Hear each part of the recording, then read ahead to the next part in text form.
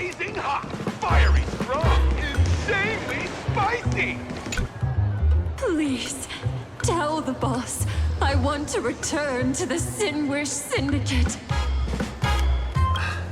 Ma'am, maybe it's time to rest in peace. Don't you remember dying during that mission a few weeks ago? The you right now is just a lingering obsession left behind after death. According to the provisions of the Fey Kind Protection Act, ghosts are not considered the same as they were while alive.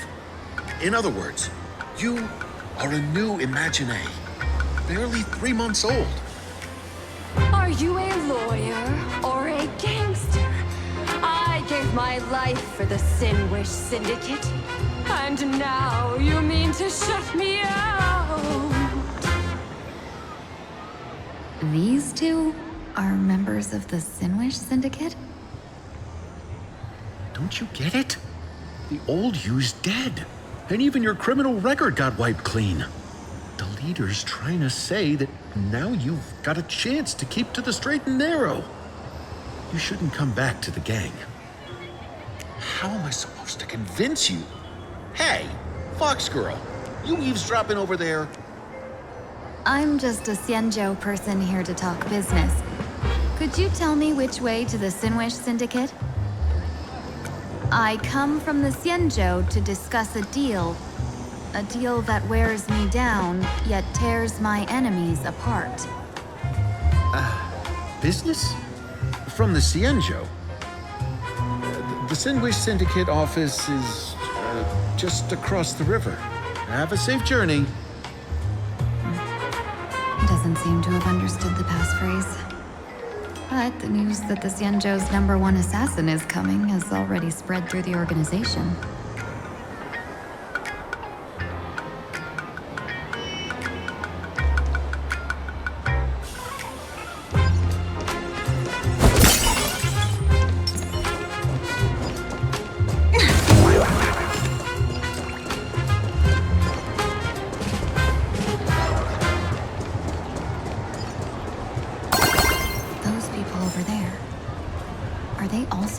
Of the Sinwish Syndicate?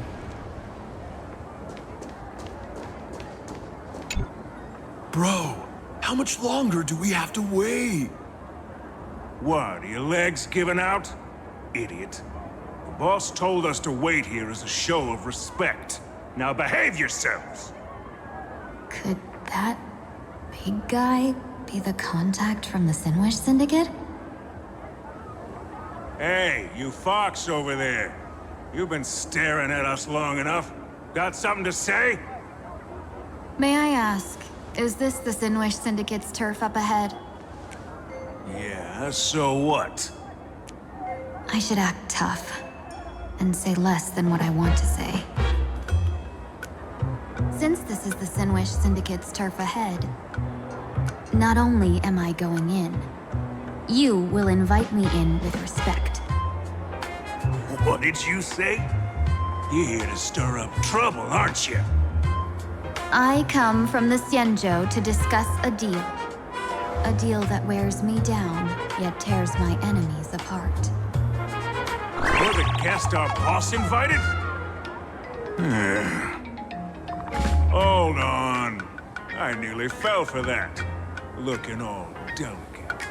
How could you possibly be the Xianzhou's #1 assassin? Spill it! How did you know the passphrase? Why don't you take off your sunglasses and let me see if you still have your eyes? The Xianzhou's #1 assassin is nothing more than a nickname coined by the common folk. I have always considered myself a merchant. A merchant? Isn't a hired killer the oldest trade in the world? By the way, Mr. Imagine, do you know why they call me #1? You never miss a shot? Not quite. I kill in bulk. The way to keep business going is to offer a little extra. If they pay for one person to be silenced, I throw in 2 more. With that hot temper of yours, always picking fights, you've probably given your boss plenty of headaches. I doubt the boss would mind if I took you as a bonus kill. You punk! How dare you disrespect the underboss! Shut up, all of you. The boss's orders come first. My name is Kostai. Sorry about my underling's rudeness earlier. I'll cut a finger off later to make amends. There's no need for that. I only collect heads, not fingers. No worries. Won't be my finger anyway. These brutes should be easy to handle. They've never seen the face of the Xianzhou's #1 assassin, so this'll be much simpler. What should I call you? Yelling assassin, assassin every time just won't cut it. Just call me... the Tarrying Fugue. The terror in fog. That name oozes menace. Completely overwhelming. Now then, can you lead the way?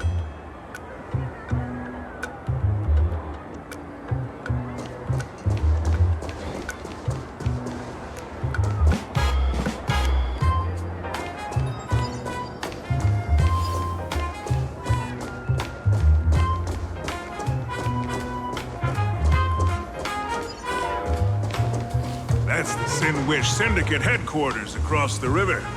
Quite impressive, actually. Please, follow me.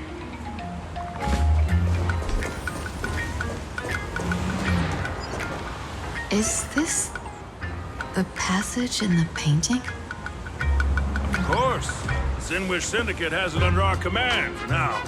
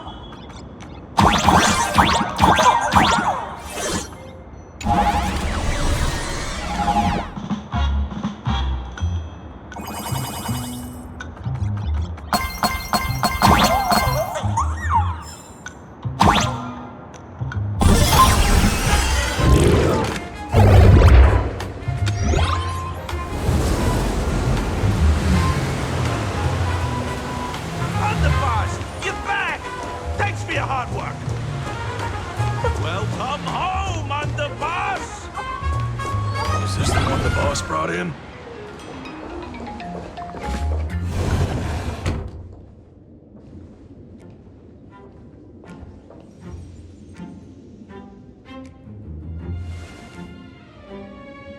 Underboss, I mean no disrespect, but is this frail woman really the one the boss invited?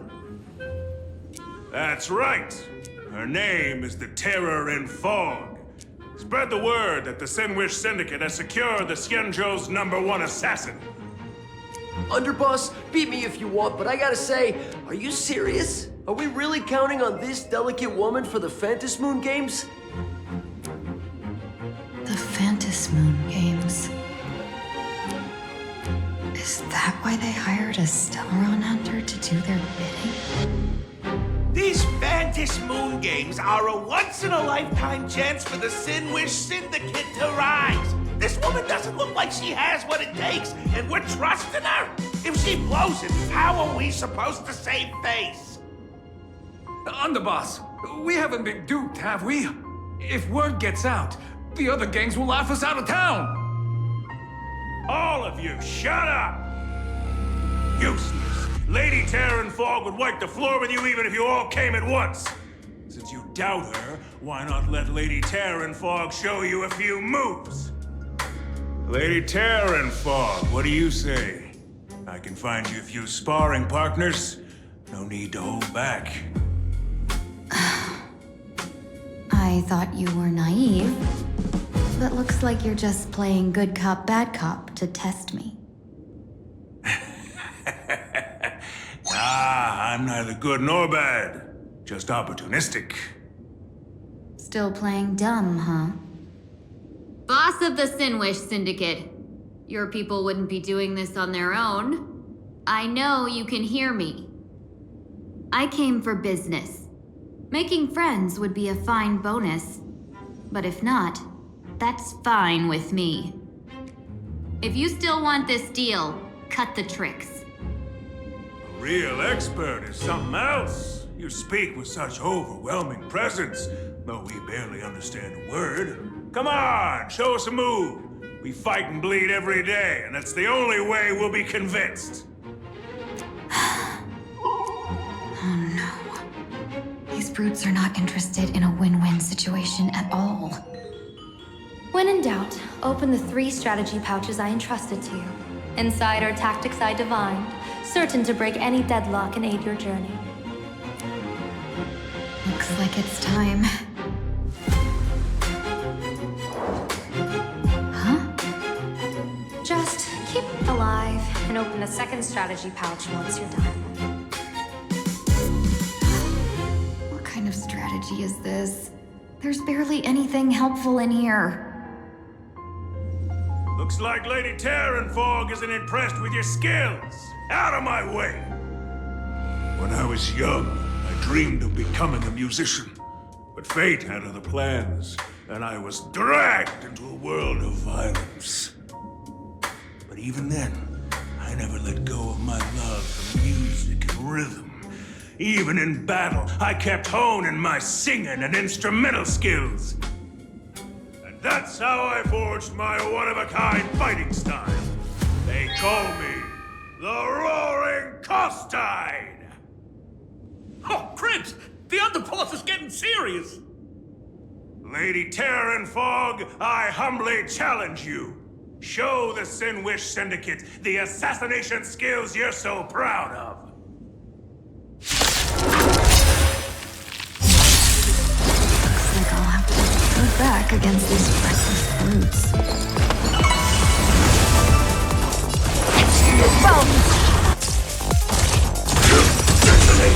Anymore. Like until everything burns to ashes!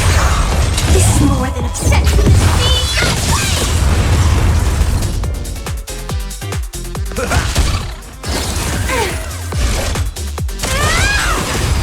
As expected of the terrorists. Such incredible That power of destruction within me. Control. Everything in my power to keep them alive, as you said. And last words. Dream vanished. Step up, let's see ya. Time to mix things up. Thank you. I was set. I don't want to take your life. Back down while you still can. A true warrior of the Sinwish Syndicate fears no death. Don't underestimate.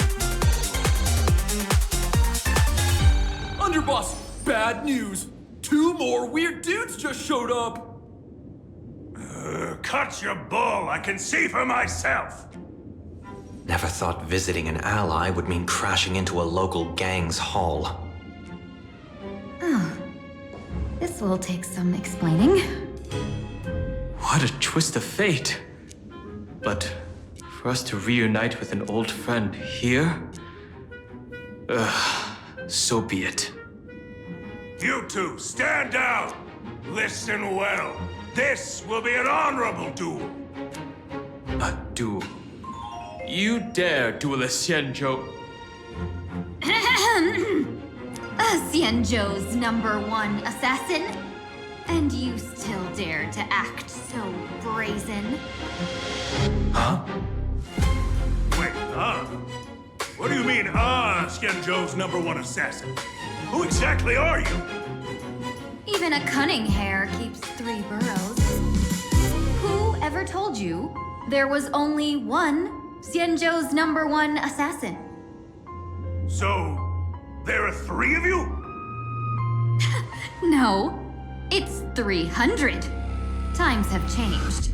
The title, Xianzhou's #1 assassin, is already a brand.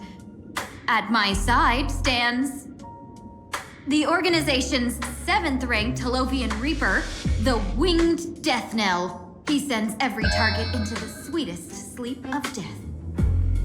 And this one is the 2nd-ranked assassin in the organization.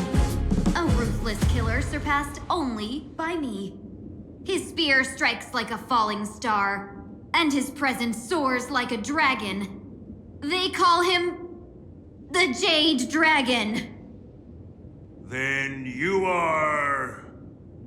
You can call me Whistling Flame Fox. I humbly hold the top position in our organization, though I mostly handle business relations and HR work.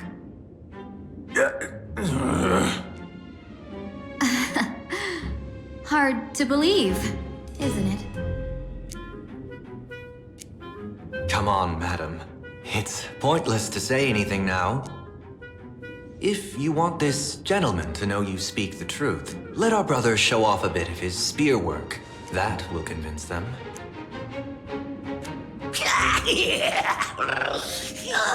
I say, there's no need for that. Course time. You insisted on testing them and got nothing out of it, did you? If you had let them meet me sooner, none of this would have happened. Boss! I cannot hand your grand enterprise over to people we know nothing about. You are the one who hired us? The boss of the Sinwish Syndicate? That's me. I am Polwave, current leader of the Sinwish Syndicate. My apologies. Our gang is full of roughnecks. I will make sure they are disciplined. As for that business, we'll discuss it upstairs. Everyone else, clear out!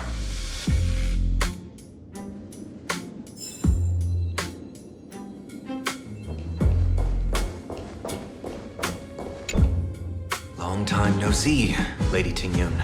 It's been a while since we last met in Penacony. I am truly grateful for your quick thinking. To avoid revealing too much, I made up false names and titles for you two just now. If you were offended, then I beg your forgiveness. This place is a hotbed of trouble.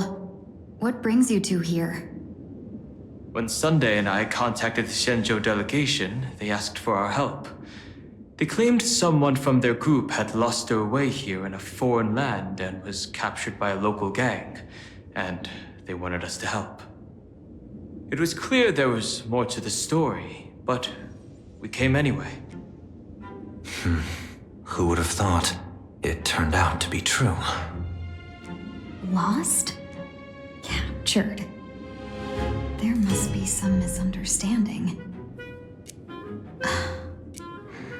Alas, this rumor was likely a destiny arranged by Madame Yao. Did you just say Madame Yao? Do you mean the seer strategist from the Xianzhou Yutue? I happened to hear of her back in Penacony too. They say she is the diviner general, one who lives in seclusion. Did the Alliance send her this time? Lady Tingyun, you stepped into such danger yourself. Do you have a vital mission? You two are no strangers, so I will speak plainly. She's the one who sent me here on this mission. The Sinwish Syndicate invited the notorious Xianzhou's #1 assassin with the intention of hiring this person to participate in the Fantasmoon games. But the delegation's intelligence revealed that the person was none other than the Stellaron hunter, Blade. Him? I assumed the title to come here to uncover why the Stellaron hunters are involved and how he will enter the game. So, how's it going so far? By sheer twists of fate, everything has gone smoothly so far. But as for what comes next, I still don't know anything either. Still, Madame Yao entrusted me with 3 pouches before I departed.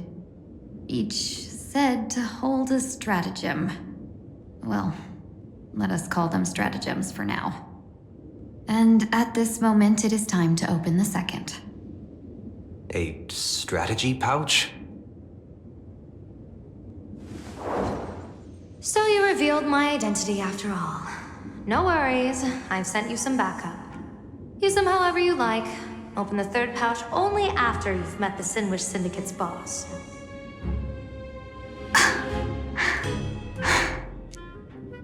No wonder they also call Madame Yao the Crosstalk General. The what, General? It says the 2 of you will help me clear the way, so I can safely meet the Sinwish Syndicate's boss. What do you say?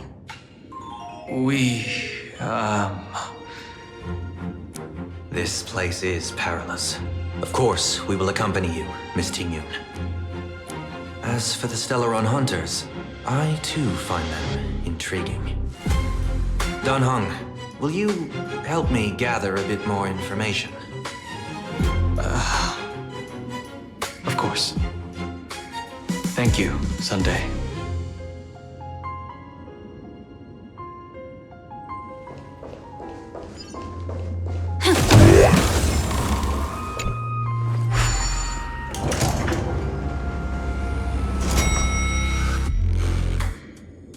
I gotta say, this place is decorated with a touch of style. The gang does not always flaunt brute force. More often, they need to flaunt well.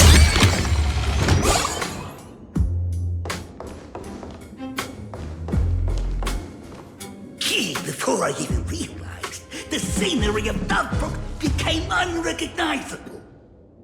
Gee, back then, who would have imagined iron hulks running wild on the streets? Little own us gang members being treated like vermin. You didn't call us here just to reminisce, did you? Of course not. Please forgive Korstein's rude little test. That narrow-minded fella never understands why young people flock to things that come from other planets. Like Mechatrons, Masked Heroes, and the Astral Express. What he does not see is that while cosmic novelties are more enticing, big shots of hail from the cosmos are even more fearsome. Wouldn't you agree? You're a clever one, so there's no point in keeping up this charade. We're not Xianzhou's #1 assassins. You knew that already, didn't you? Yeah, I might not live as long as those Xianzhou folks, huh? But I got a decent eye for sizing people up. You might not be the #1 assassins, right? But your skills surpass even such assassins.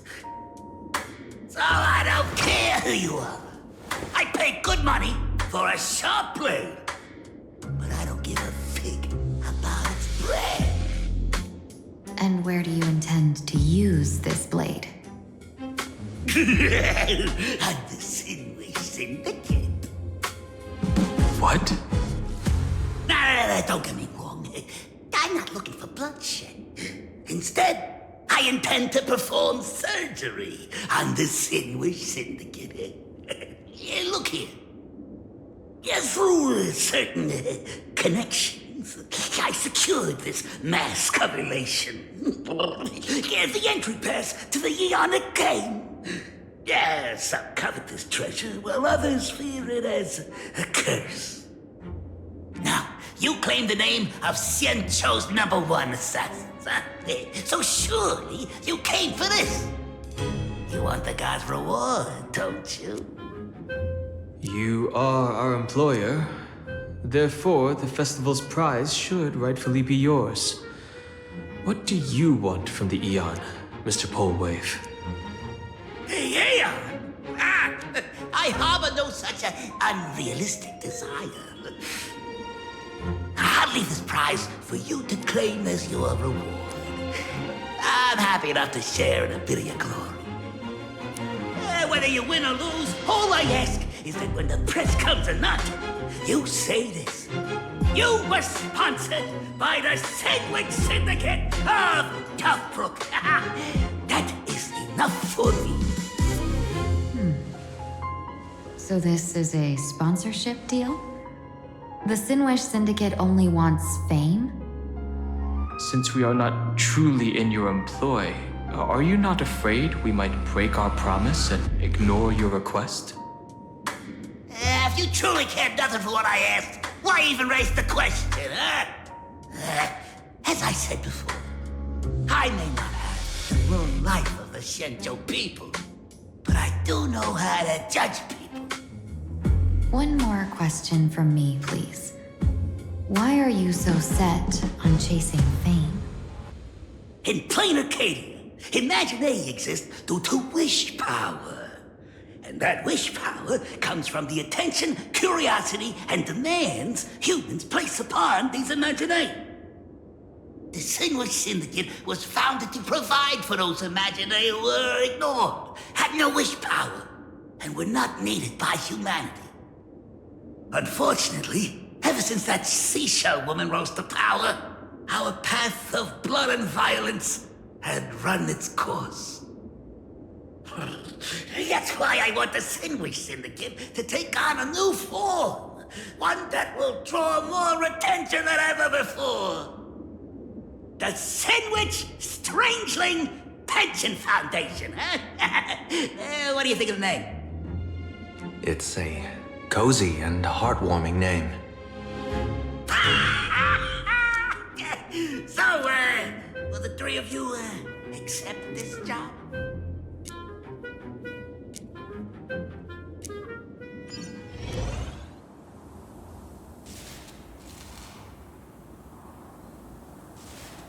Mr. Polewave's goal is surprisingly grounded.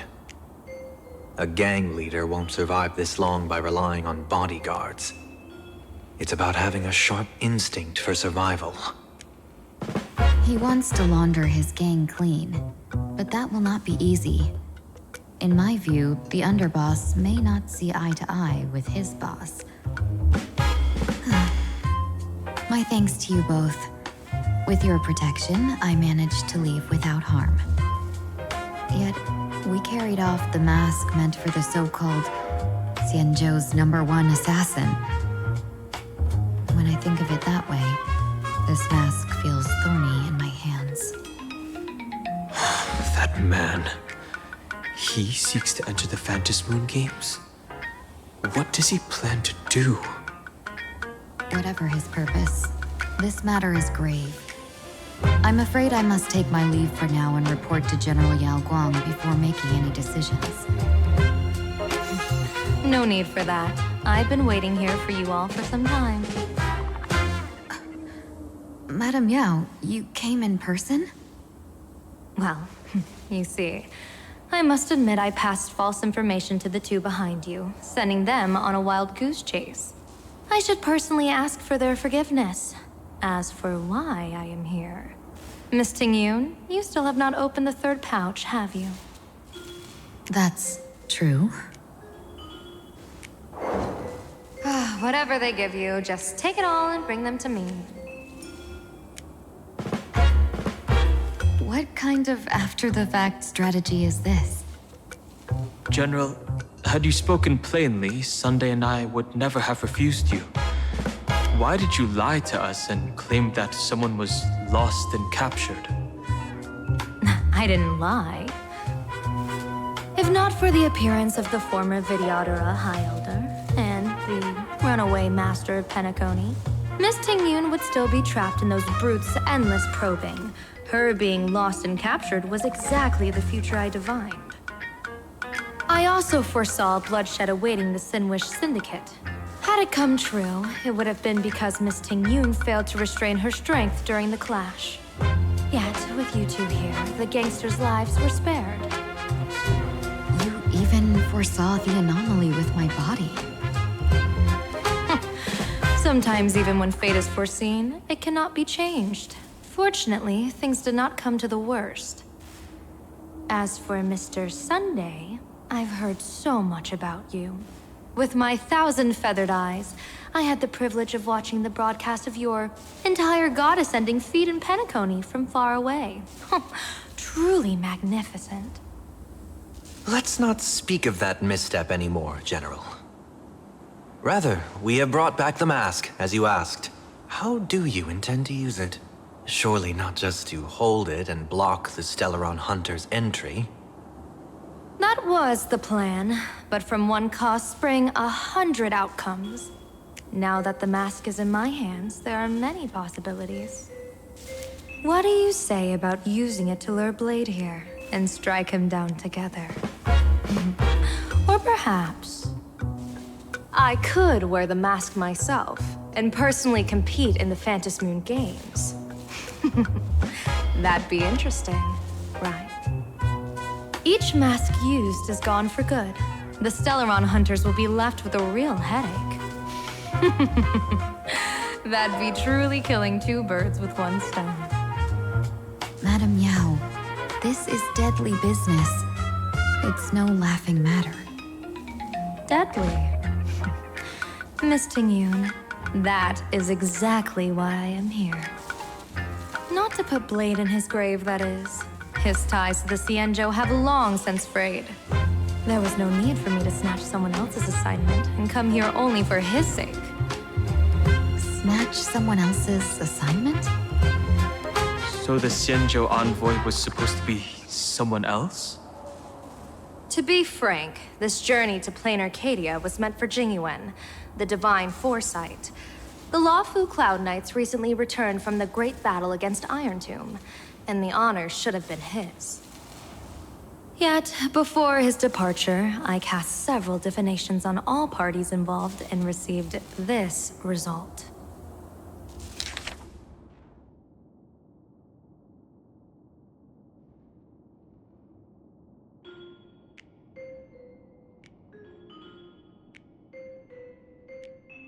Incineration, death, abandonment.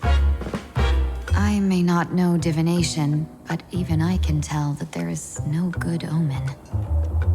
Unfortunately, the two top diviners of the Yuchui and the Luofu, in other words, my junior soarer, Fu Xuan, and I, cross-checked each other's extrapolations and came to the same astonishing conclusion.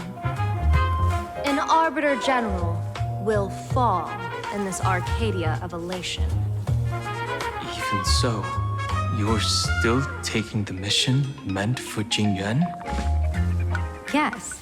I contacted the Marshal and took over the task. I've simply never seen such a bizarre fate and wanted to witness it. Even if it means your death? It's only death. If I can die in these Fantasmoon games to achieve a moment of godhood, then my death won't have sullied the Xianzhou's honor. Miss Tingyun, hand me the mask.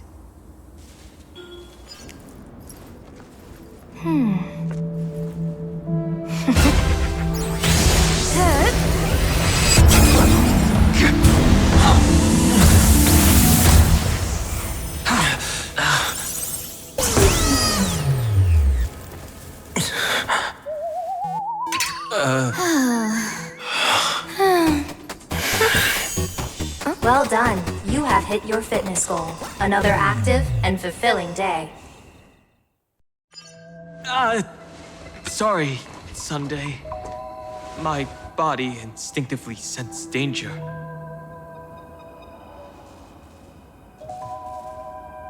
Once the mask for joining the Fantasmoon games is worn, it binds tightly to the supplicant and manifests the shape of the wearer's soul. I read something like this in the Views of the Universe from a Star Skiff. It's confirmed now. This mask is indeed genuine. Congratulations, Mr. Sunday. You're now a supplicant in the Aeonic game. What exactly are you trying to do, Seer Strategist? Twice now you've acted without warning. Do you mean to make an enemy out of the Astral Express? Dan Heng, let me take care of this. Sunday, are you planning to fight? Don't worry, I'm no match for this general.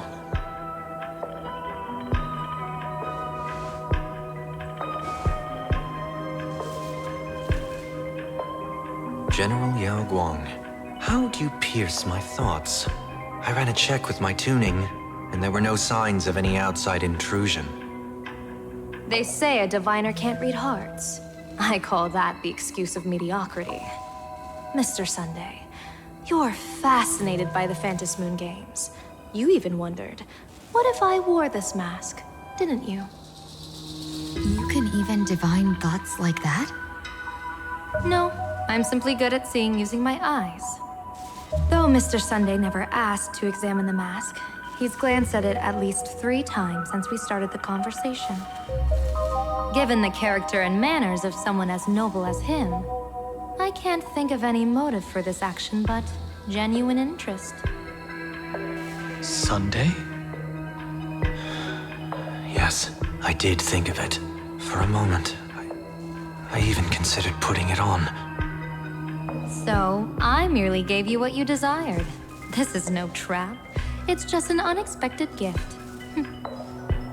During the Fantasmoon games, I'll give every ounce of aid I can to help you seize your chance to have an audience with the Eon.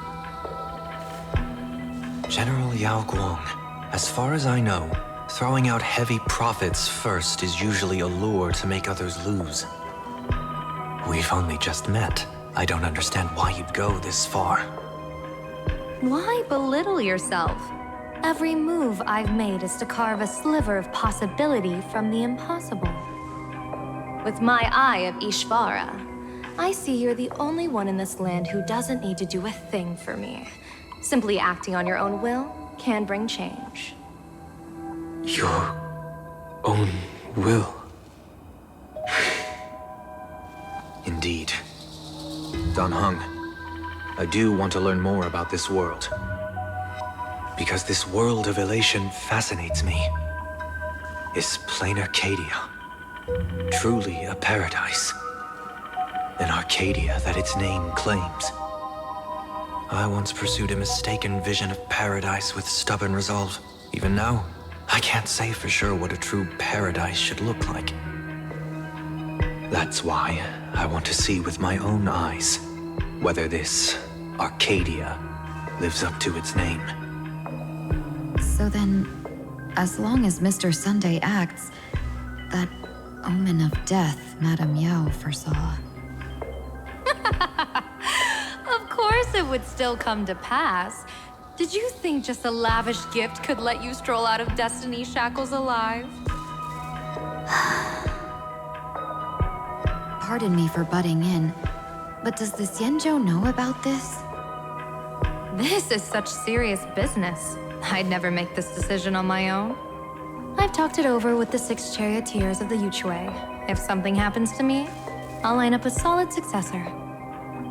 She headed to the Yuchue on the day I left on this mission, just in case anything went wrong. There, with the other potential successors picked by the 6 charioteers, she'll train at the Omniscience Sapientia Academe in divination arts, war strategies, and civil governance. You mean Lady Fushuan? She'd take over the Yuchue after you? Fushuan? What Fushuan? If I don't make it back from this trip, maybe Qingchui from the Luofu Divination Commission could take the seer strategist position and command the Yuchue. Qingchui and Yuchue. What a perfectly rhymed match. As for the details, shall we discuss this somewhere else, you 3?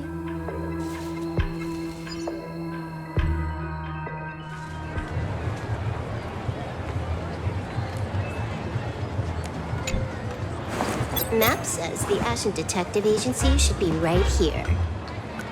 But why is there just a magazine publisher's office? Holy for bully! Big drama hit Raffia Academy! A furbo? Taking photos? You really can find anything in the land blessed by a huh? Let's go ask for directions.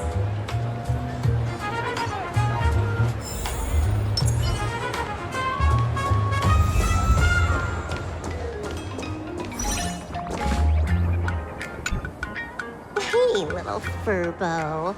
Know if there's an Ashen Detective Agency nearby? Beats me. But if I find 10,000 credits on the ground, I might recall the spot.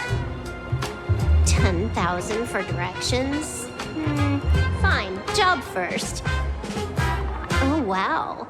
Looks like 10,000 credits from my account just hopped to end up in yours for no reason. Now, spill. Whoa! Generous, miss. The place you're looking for is upstairs. That detective's renting my boss's space for his agency. But he's zonked out in the day, and his doors are locked at night. No clue how he earns any money. Maybe he's a vampire? So they're closed? Then how do I meet this Ashen Detective? Beats me. But if I find 50,000 credits on the ground, I might recall that too. You stinky Furbo! Begging for a smack! Scamming our guest!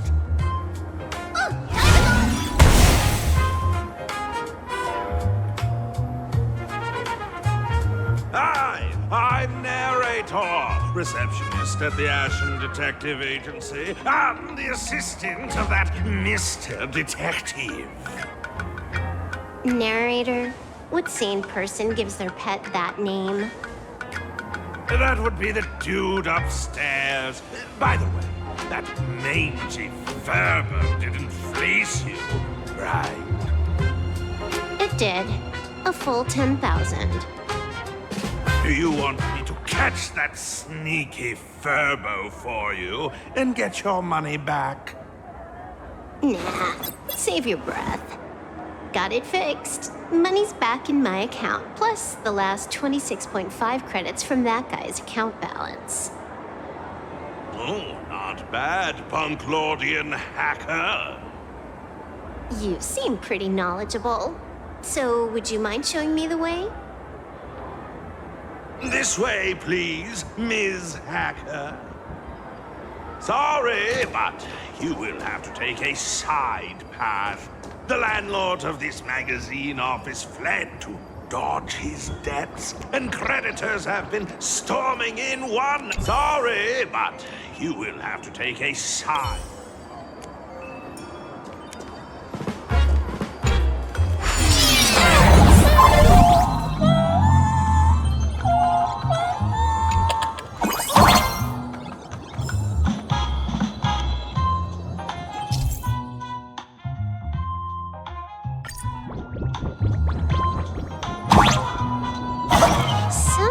There's even a shooting button.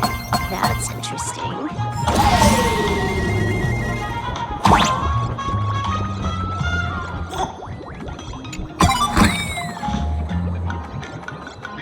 Why are there so many Furbos? They're all employees of this magazine company.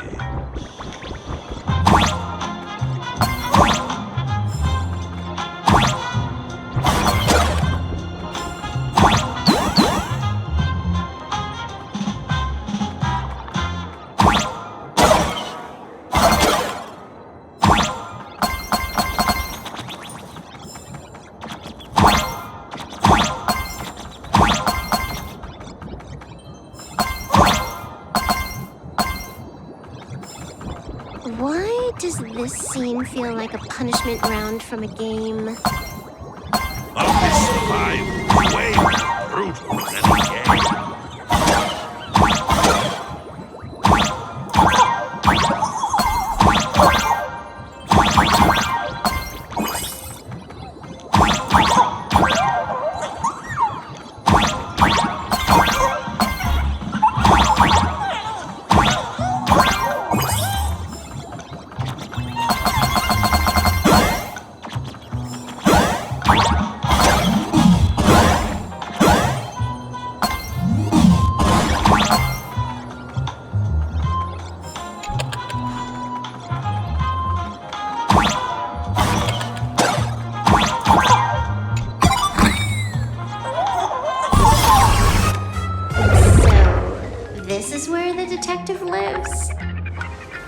Yes, his office and living quarters are one and the same.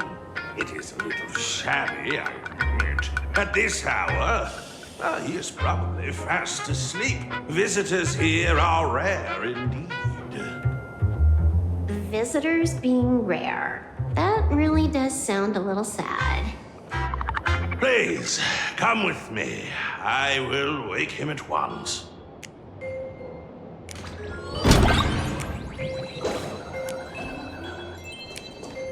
Time to get up, Mr. Ashvale.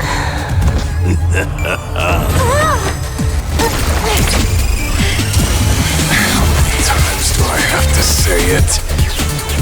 Just leave the delivery at the door. To disturb my sleep? Mr. Ashvale, this lady is not here for food delivery. Oh, then she must be here to kill me. Sadly, not that either. What do you mean, sadly? Not here to deliver food and not here to kill me. How strange. Oh, then you must be a client. You are here to hire me for a case. Your order of guesses is a little heartbreaking. Yes, I am here to commission you. Something has been stolen. Oh, What did you lose? A person, along with an ancient mask that should have been mine.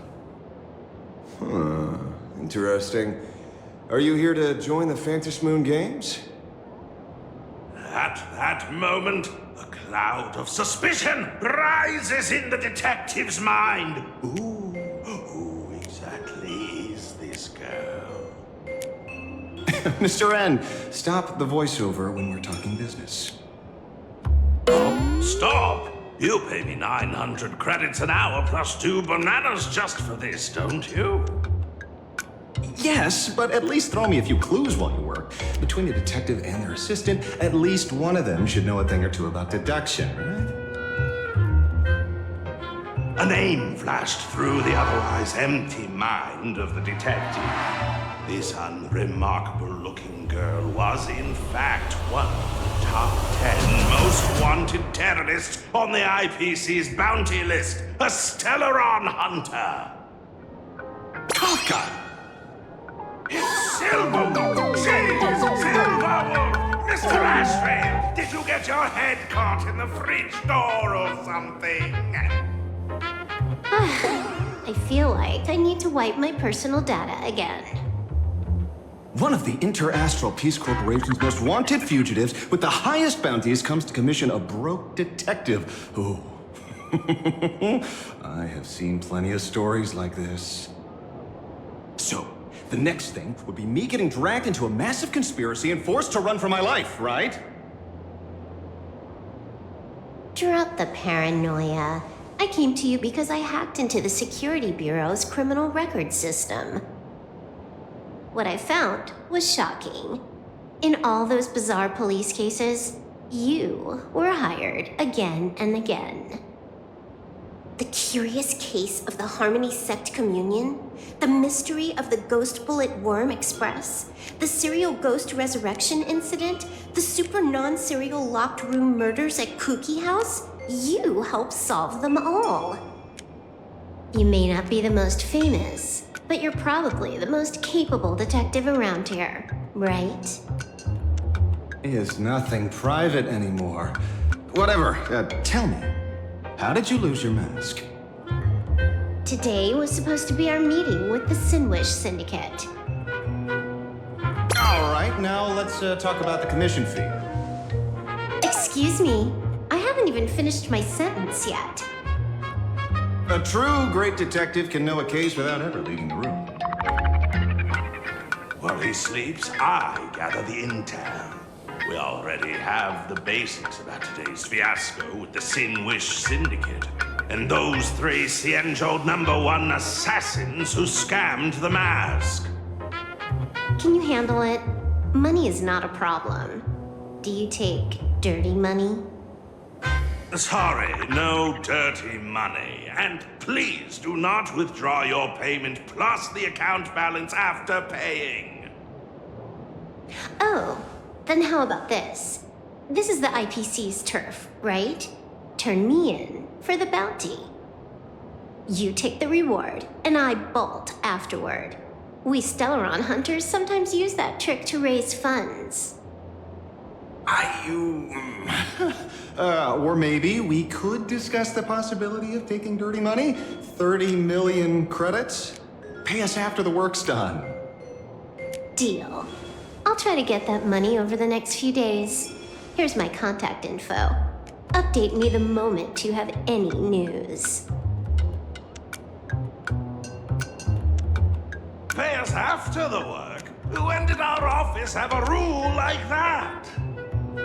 That rule got made just now. Oh, my dear Mr. M, did you truly want to take dirty money? I have come up with another way to make money. Let me reach out to a certain big shot first. Madam Pearl, I've obtained solid intel. Mr. Ashvale, the chance of you initiating a call at this hour is under 5%. Let me guess. Perhaps you are finally ready to consider my offer. No, I found the trail of the Stellaron hunters. They are here in Planarcadia, and they even plan to crash the Fantasmoon games. I can send you her coordinates quietly, without anyone noticing. Quietly, without anyone noticing. The Fantasmoon games? Well, when your IPC chose to speedrun it, it was fated to be more than just a game of fun. And you want me to take part? That is asking a bit much of an old man. We should have taken that hacker's deal earlier and turned her in for the bounty. An unexpected bonus. So Pearl still has other masks hidden away. That makes things much easier. Seems that listening in on one's partners after wrapping up business is a habit worth keeping.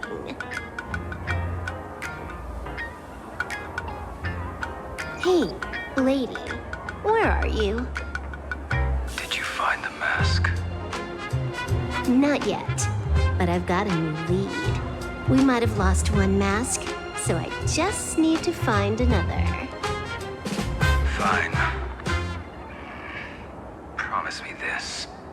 Next time, don't take contracts on the dark web using names like Xianzhou's #1 assassin. Okay. By the way, can you tell me what script Elio gave you this time? A completely blank page.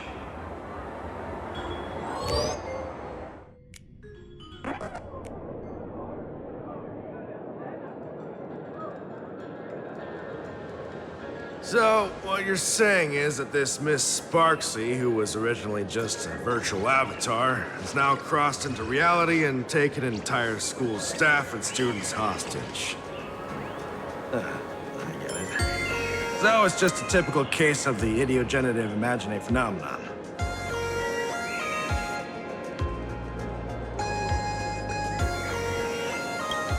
Sorry, used a bit of jargon there. Idiogenerative here means something born of chance and circumstance. These imaginae arise from incidental events. That's quite different from progenitive imaginae, which reproduce by having artists draw their offspring. Heading out? Where to? Oh, you mean going to Graphia Academy to arrest this illegal imaginae? We can't. I just received notice from the Department of Aberration Defense. The first supplicant of these Fantasmoon games has revealed herself, and she's none other than Miss Sparxie, the one you mentioned. Although you're honored guests of the Astral Express, you seem completely unfamiliar with the laws and customs of this world. During the Fantasmoon games, we do not traditionally interfere with supplicants' actions. That's their privilege. In other words, since she's a supplicant, we security officers can't do anything unless she causes actual harm.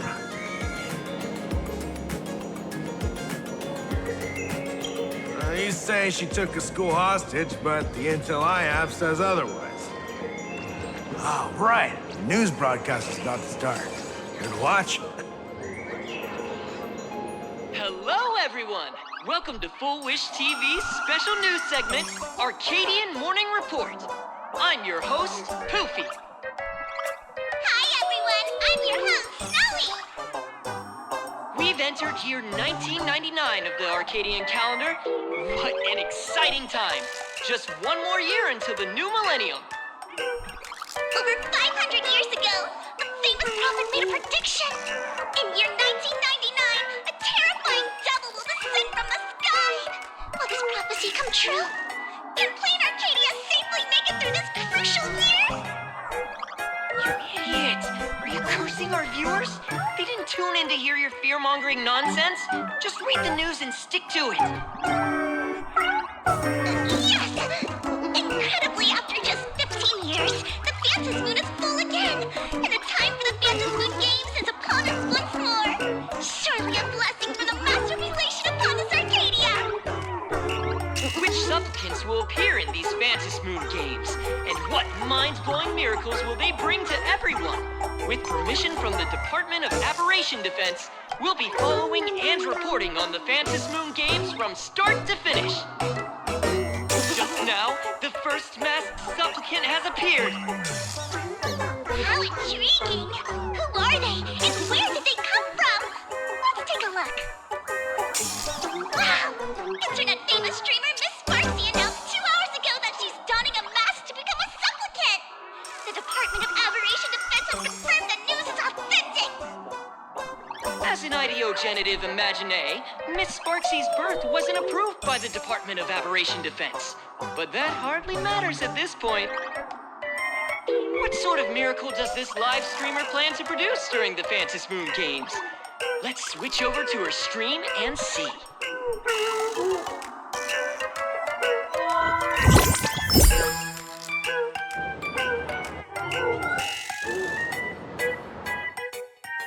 Yoo-hoo!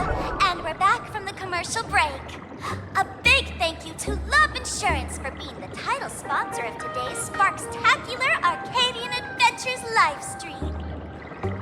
One person, 1,000 faces. 1,000 faces, one person. Who will Sparksicle become today? Ta-da! Time for the big reveal! Everyone, follow along with me, Sparxie of Graphia Academy, as we check out how our new transfer student is settling in. Marge, say hi to the camera. Sparxie, don't you dare mess with me. I, Marge, am not someone you can easily push around. I'll have you know I'm the disciple of General Jing Yuan of the Luofu and General Huayan of the Xu Ming. I've undergone rigorous Xianzhou sword training. Others might fear you, but I sure don't. My, Marge seems quite worked up. Is it because she's a bit nervous about her first live interview? All right then. Now, let me interview my colleague, Mr. Yang. Hello, everyone. I'm Weld Yang, a history teacher at Graphia Academy. I'm honored to be selected as this year's most popular male teacher, and I will continue to strive to nurture even more outstanding talents. All right, that wraps up our interview for now. Let me give you all a sneak peek at what's coming up in our next live stream. Thank you all for your wholehearted support. Sparksicle will work hard to repay your kindness. In 3 hours, I'll be hosting a special live stream performance, Sparxicon, alongside our special guests, the legendary nameless from the Astral Express, who have carved countless legends across the cosmos. Tell your friends, your family, even your enemies. Let's set aside all grudges and meet in the stream to witness the most dazzling sparks light up Planarcadia!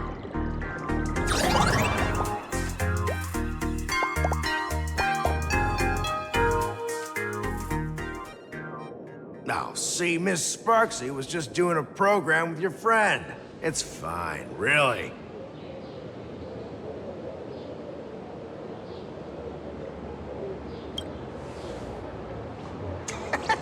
So these are the nameless of the Astral Express? That's hilarious! I heard they're supposed to be great heroes who saved other worlds. Look at them now! Switching to comedy in a heartbeat.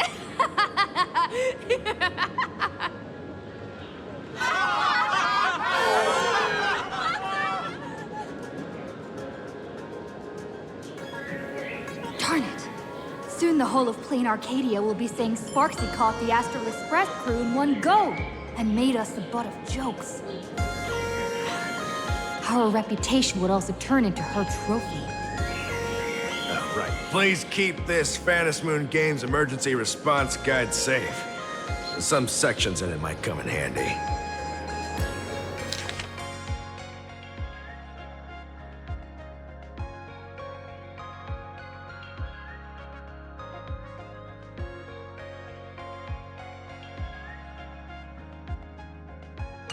If there's nothing else, I'll be going now. See ya. See? I told you so. Even calling the police was useless. Right now, you're their only hope. And that red boss lady of yours. She's here too. Are you all right? Did you get hurt when you ran away?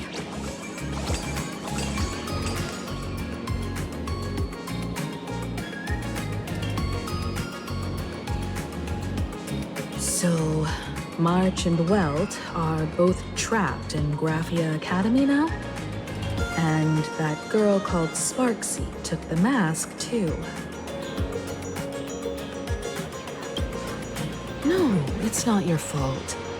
I underestimated the complexity of the situation behind these games. Coming back to my homeland was meant to be a relaxing vacation for everyone. And I also wanted you and March to experience the atmosphere of elation in this world. Throughout the history of the Fantasmoon games, there have been many instances of cooperation between supplicants. But this time, forces from across the cosmos have turned this into their own high-stakes poker table. Rather than honoring the elation, these players are far more eager to savor victory for themselves, itching to knock everyone else out of the game. Sparxie is one such troublemaker. It's dangerous to rush back to school on courage alone, when we don't know what Sparxie has done and what she's planning to do. For every supplicant, there are 3 key acts that must be completed once the Fantasmoon games begin. The roll call, the miracle, and the promotion. Sparxie has completed the roll call. She took the mask and declared her entry into the games, drawing everyone's attention to the news that the first supplicant has appeared. Next, she must strive to make a miracle happen. Bear the people's wishes and answer with a great feat. If I'm not mistaken, Sparxie is waiting for us to walk right into her trap. For her, there couldn't be a better opponent than the Astral Express for this first battle between supplicants.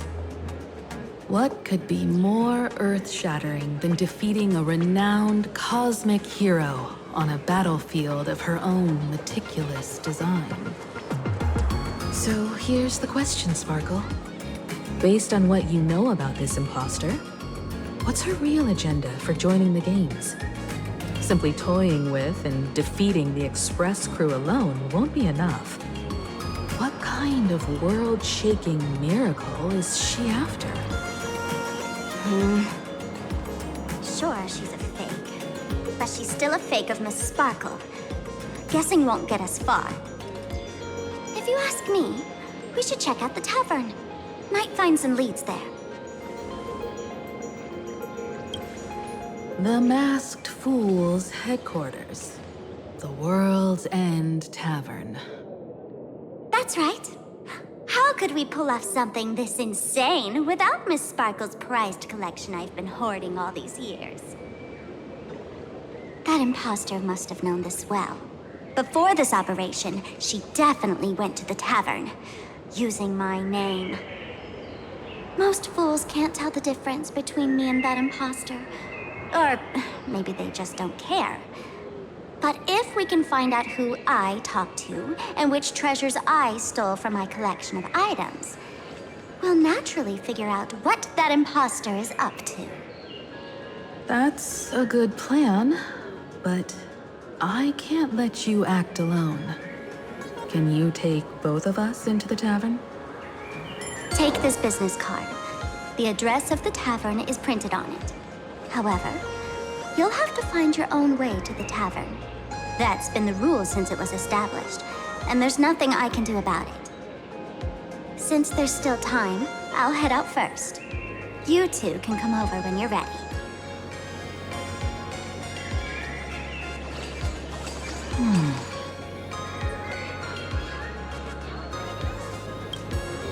Relax. To step into the elation's right, what you need the most is ease. Don't dance to your enemy's tune. Find your own rhythm. Now it's our turn to set the steps.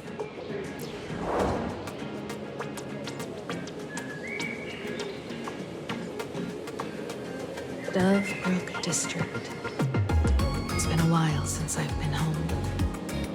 Perfect timing. Don Hung and Sunday have made some new discoveries. I asked them to meet up with us later.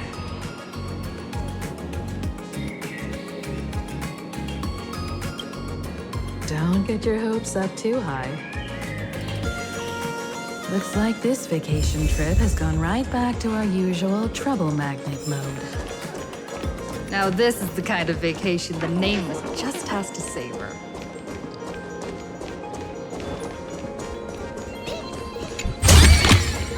Winning takes out all the fun.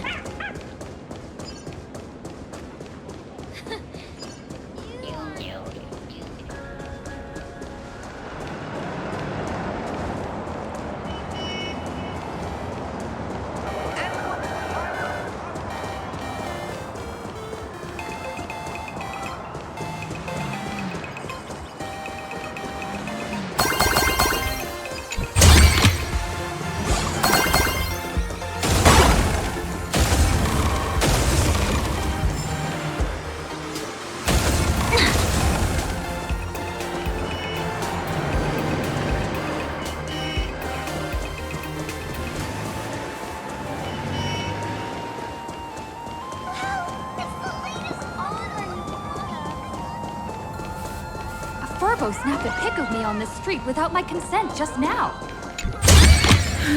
Fame isn't exactly good news for the Nameless. Resellers have received their shipments, and mine's still nowhere to be found. Unlimited free drinks for 100 credits. Come in for a look. Careful.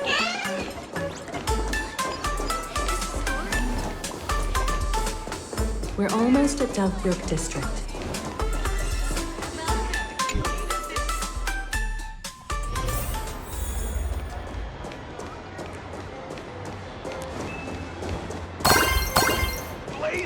Quite a bustling district. Is this really where Himeko lived back then? It's been 15 years since I've been back. I wonder what's become of these houses now. If they're being rented out, or if they've been sold off already. Perhaps they've become like the Graffia family. Nothing but empty shells of their former glory. Let's go. Stay safe on the road.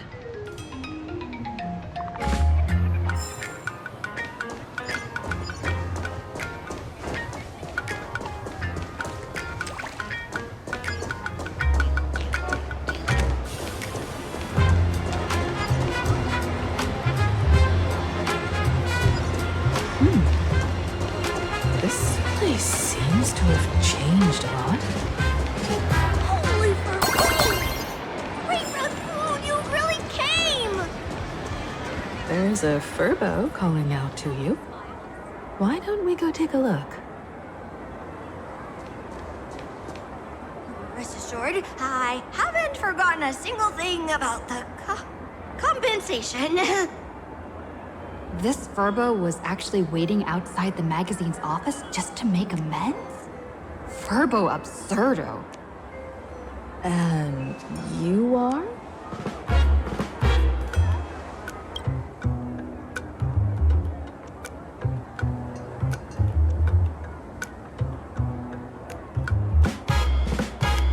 Would you mind coming into our magazine office to talk? Let's discuss compensation, shall we?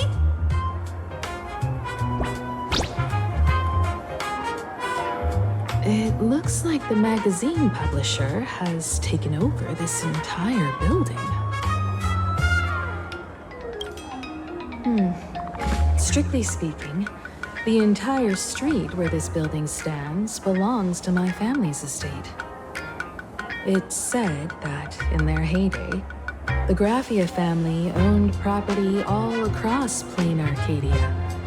But by my generation, very little was left. When my journey reaches its end, will anyone in this world be able to inherit anything from me?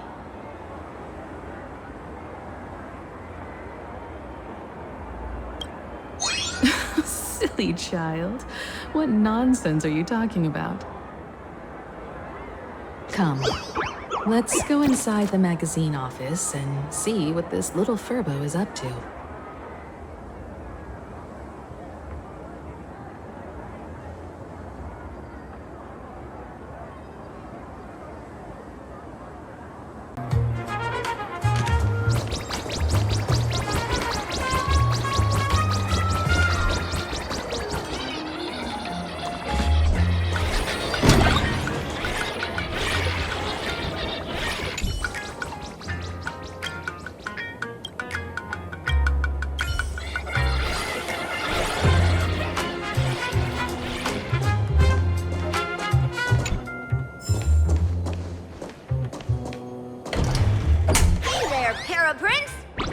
Quite an impressive creditor to visit you.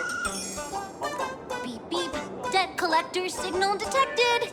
I'm out of here. Don't run! It's the Great Raccoon from the Astral Express! Furbos and raccoons. We're all one big family. Beep boop. Family or not, you're all just here to collect debts, aren't you?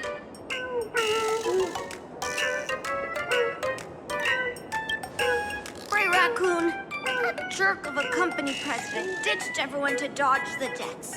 We brothers haven't gotten paid in months. As you can see from our sorry state, even if you sold us all for Furbo Hot Pot, you wouldn't get much money back. But I've got a plan. We can work together for some mutual raccoon Furbo benefits. After all, Furbobo Weekly does have quite a readership. Right now, the hottest thing in all of Planarcadia is the arrival of the Astral Express. Once you become the company president, Great Raccoon, Furbobo Weekly can go full throttle for you, becoming the Express's exclusive media outlet, churning out a string of hot scoops. In no time, Furbobo Weekly will be the #1 gossip magazine. We won't have to worry about our salaries, and Great Raccoon won't have to worry about compensation! No way! No way! As your devoted fans, me and my bros sincerely want to compensate you handsomely for your emotional distress. A magazine publisher? Now that is interesting. What do you think?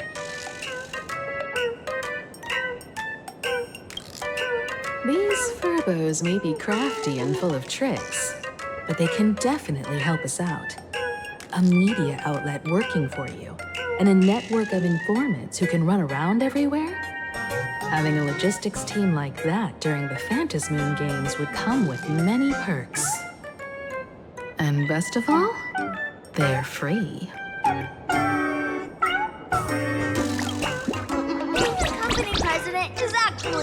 super easy. Just follow me.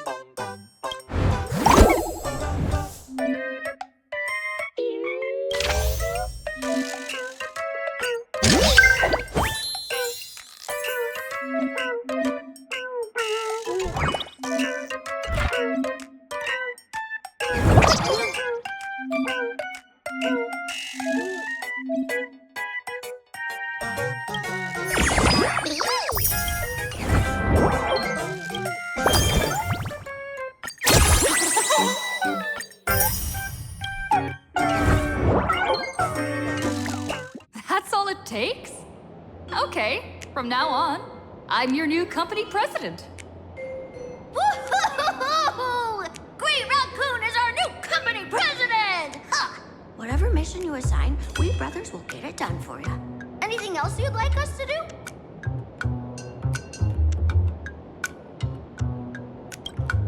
Boss, you don't like Verbobo gossip? What name would you prefer then?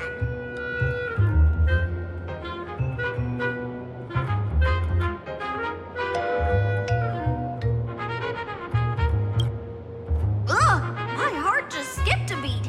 But that's okay, as long as the boss is happy. Are you sure? In return, make sure you create some big news stories. Oh, and that journalist Verbo who wrote that slander about you? HR will fire him.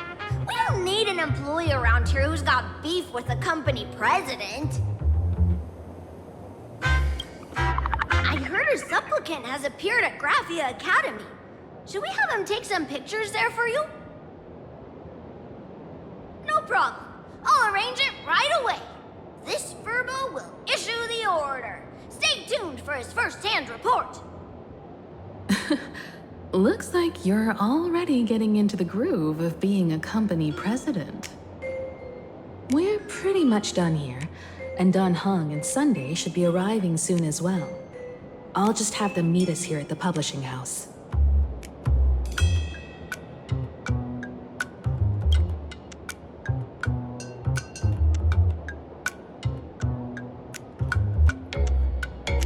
Miss Himeko, we're here.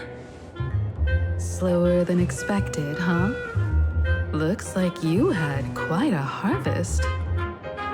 That's, difficult to say.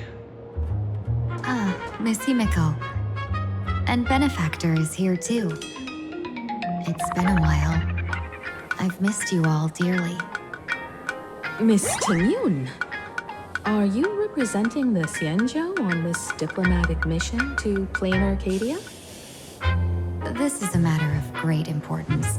A humble girl like me doesn't have that kind of standing. I'm just tagging along with General Yaoguang of the Yuchui to help out with odd jobs. I happened to run into these two on the way. The seer strategist.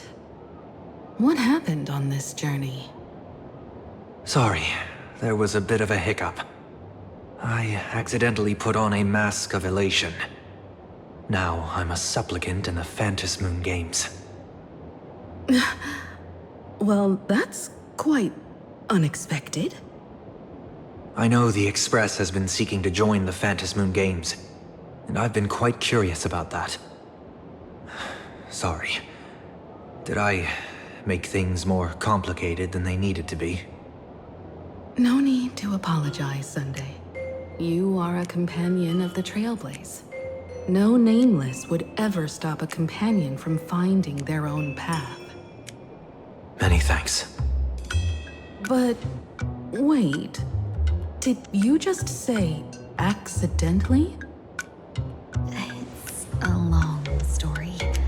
I'm afraid we'll have to wait for General Yaoguang to explain it herself.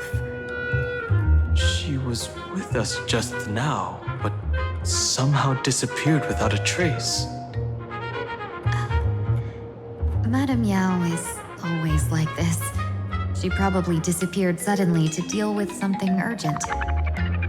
This seer strategist is just as elusive as the rumors say. Should we wait for her? No need. I wouldn't dare impose. The tides of fate shifted. I had to delay my steps to arrive at the proper time. I asked for your understanding. Oh my. Counting me, we make exactly 6. Let me do some calculations. Your fortune in the coming days looks grim. You'd better watch out. Wheel. Makes sense. You got what you wanted today. The fates spell danger. This matter is most likely connected to that blade. The little fox's misfortune has overflowed into good luck. She's blessed with constant good fortune, a true harbinger of prosperity. That's weird. I can't see yours. So, you're that Trailblazer Fushuan mentioned. Your reputation precedes you, seer strategist. I'm Himeko, navigator of the Astral Express. Whatever's on your mind, you can discuss it with me. My sincerest apologies. When a diviner encounters someone whose fate is unfathomable, we can't help but feel 3 parts excited, 3 parts flustered, 3 parts curious, and 1 part awestruck. What do you mean by unfathomable? My eye of Ishvara can scan the aura of fortune surrounding each of you, manifesting as weal or woe signs above your foreheads. I'd like to divine your fortunes as a welcome gift. However, this person really surprised me. I can't see anything from her at all. Are you really free to try any choice? To do anything you want? Does an Ishvara like you actually exist in this world?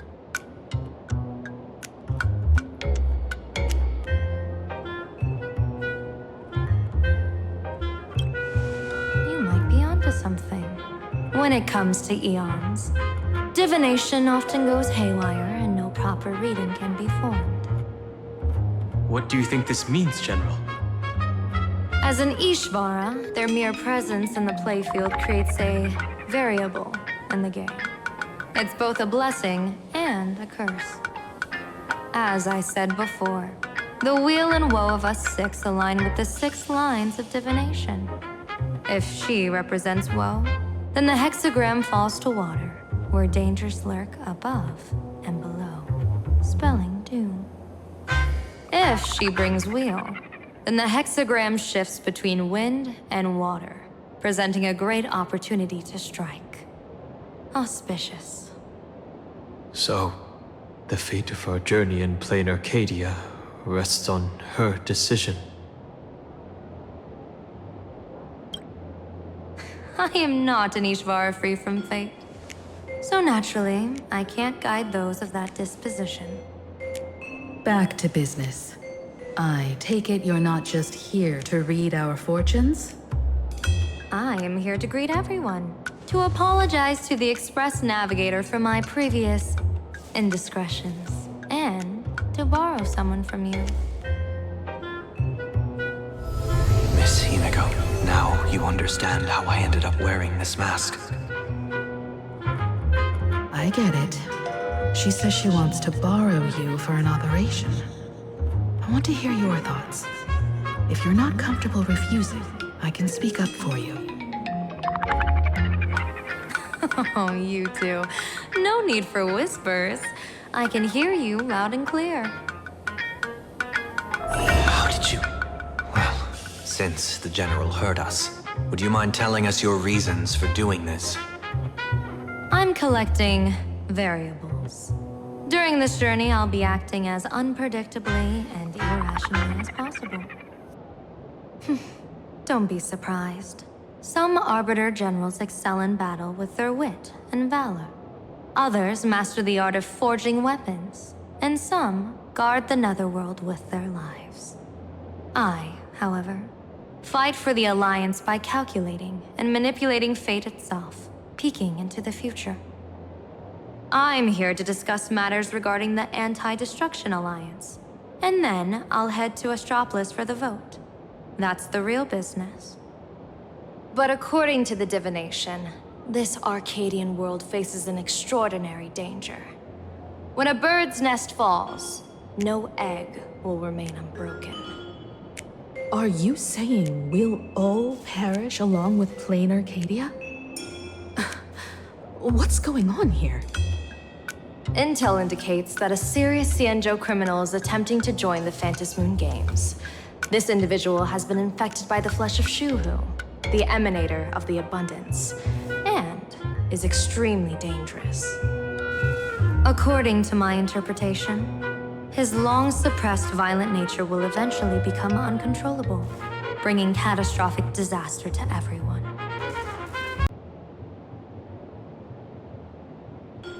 Miss Himeko, we're here. Slower than expected, huh? Looks like you had quite a harvest. That's, difficult to say. Miss Himeko. Miss Tanyoon. This is a matter The Seers. Sorry.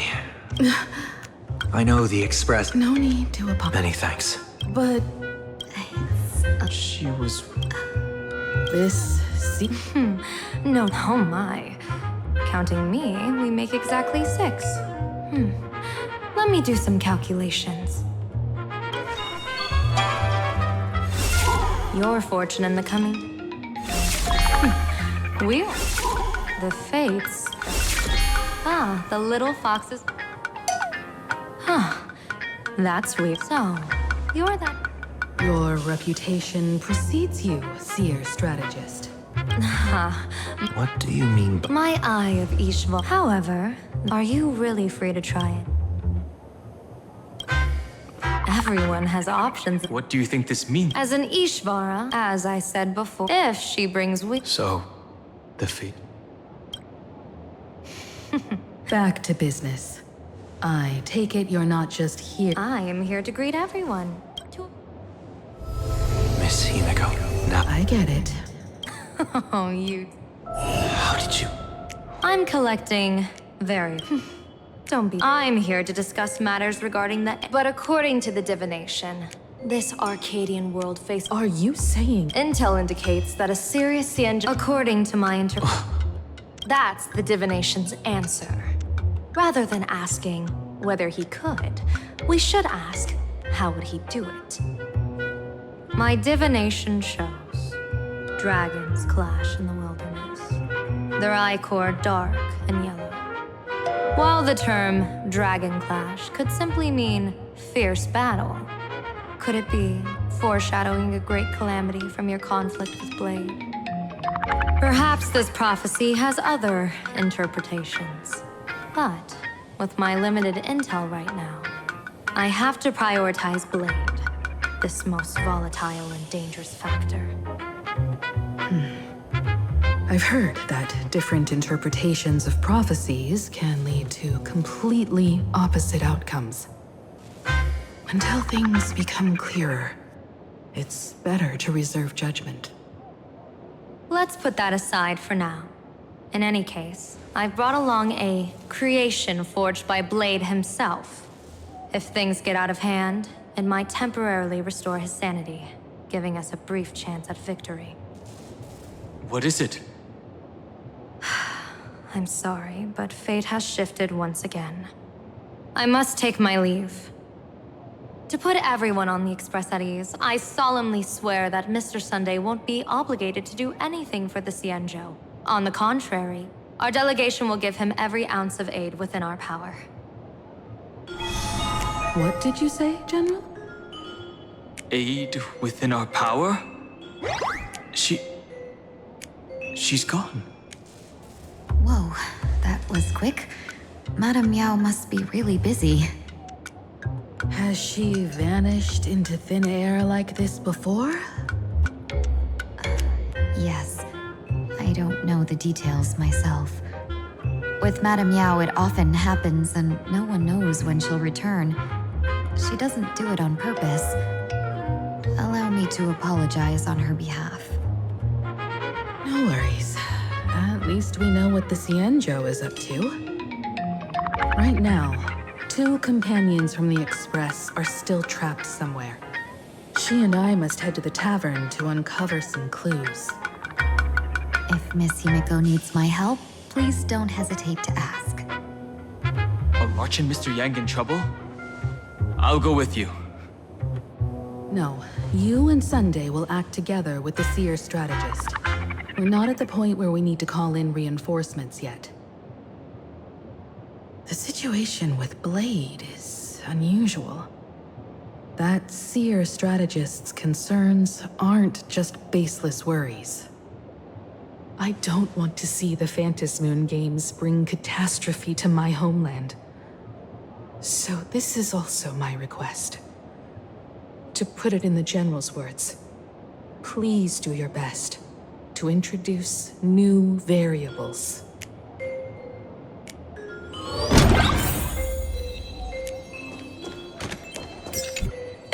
Greetings, Benefactor. It's been many days since we met in Penacony, and I've been thinking of you day and night. Though my skills are meager, Madame Yao praised my resolve to kill my enemies, saying that was just the variable she sought. That's why she assigned me to temporarily serve under her command for this expedition.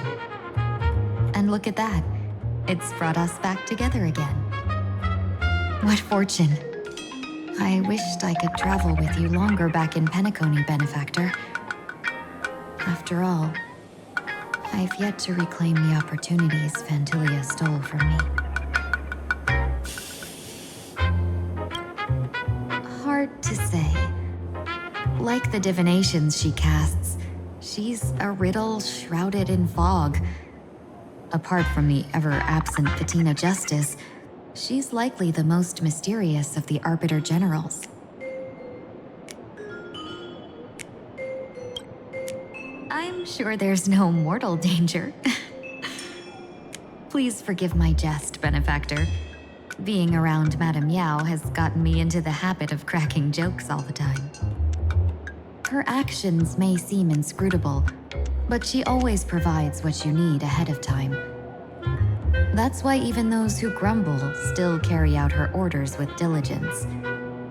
In truth, doesn't she seem more like a shrewd merchant than a diviner? But then, when have any Arbiter Generals ever been ordinary? Don't go back on your word, Benefactor. We can find a local bar and share a drink while we chat. Madame Yao instructed me to meet her at our agreed spot if she disappears. It's growing late, so I'll take my leave now.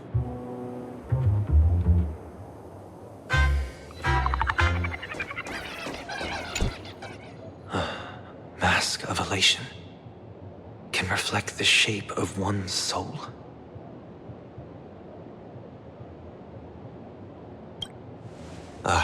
Sure. In Penacony's decorative arts, ravens often symbolize the hidden desires and whispers of humans' dreamscapes.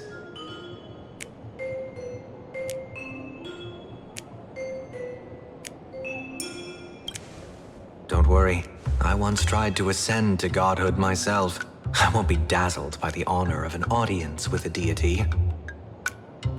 Taking part in this grand event is also about gaining a deeper understanding of this Arcadia. Just as one cannot miss the Charmony Festival when visiting Penacony.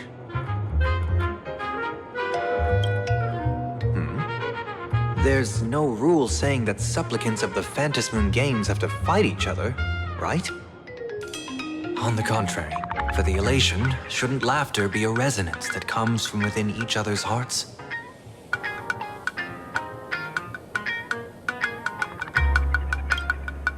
After putting it on, I seem to hear curious voices. The mask whispers to me, urging me to show my elation to the god, to create miracles that will make the people of the Arcadia laugh with joy.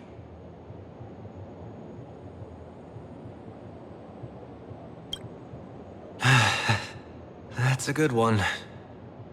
When that general, Yaoguang, shows up again, I should discuss our collaboration plans with her. Good luck.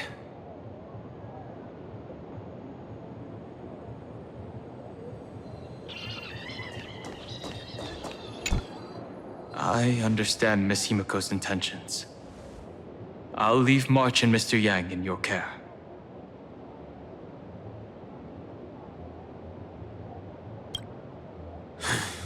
Blade's appearance means the Stellaron hunters are also on the move in this world.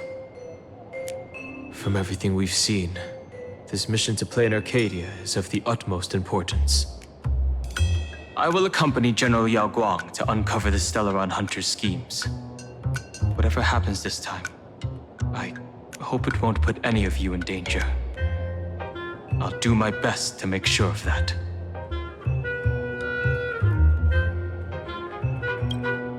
What? Those two are trapped in the school, forced to become a student and teacher? And the security officers are turning a blind eye to all this? Though March and Mr. Yang don't seem in mortal danger for now, who knows what Sparxie is plotting. But the longer we delay, the worse it could get. Better to rescue them as soon as possible. The Fantasmoon Games. What a bizarre ceremony. What does this type of elation really mean for the people of this place? Why would AHA promote such a game?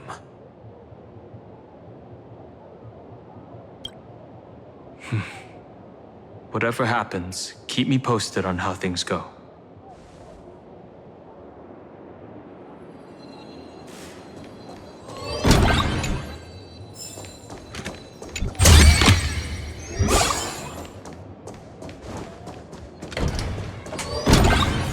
The IPC, Masked Fools, a Xianzhou General, the Stellaron Hunters, and the Nameless. Some came for the Alliance. Some for the Eon's game. Whatever their reasons, a storm is brewing in the skies over this world. But at least we got some good news. Sunday has joined the Fantasmoon Games. He can help us in our showdown against Sparxie. Let's rendezvous with Sparkle at the tavern. We must uncover why Sparxie entered the Fantasmoon Games, and what sort of Sparxicon she's got planned for Graphia Academy. When I was little, I heard a few urban legends. They say the entrance to the tavern exists behind every single door in this land. But those who aren't invited, or haven't found their destined path, can never step inside. This time, we already have the Fool's invitation in hand. As for the key to open the door, there's a silly rhyme on the back of the business card. For revelry and drinks galore, no need to search from door to door. Heed the Fool's riddle with care to find the key that leads you there. So, about the Fool's riddle, got any leads?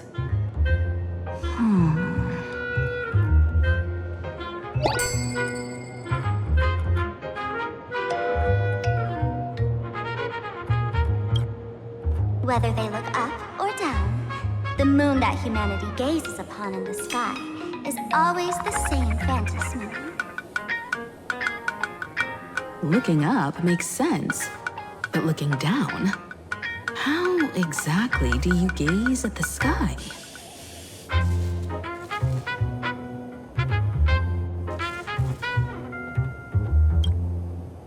Oh, it seems fate ties you to the tavern. I get it now. The answer is Dovebrook.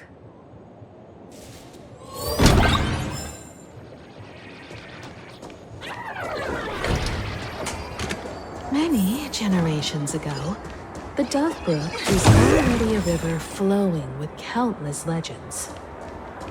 It's no surprise the door to the tavern lies hidden among them. Legend has it that the master painter Graphia once drew water from the Dove Brook to wash her paintbrushes. Many later artists followed suit, hence its other name, the Painter's Stream.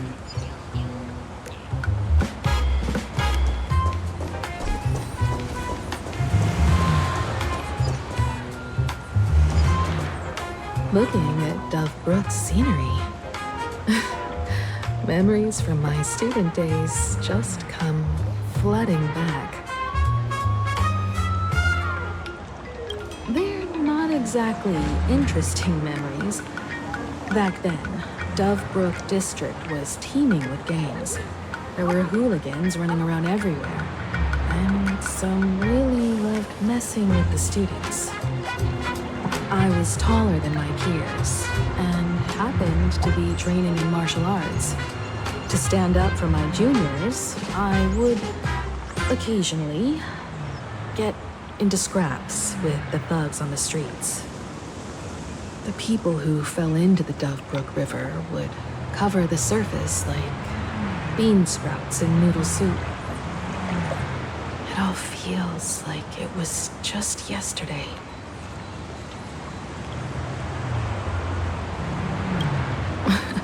Sometimes the thugs fell in. Other times, I took the plunge myself. Back then, I was a bundle of restless energy.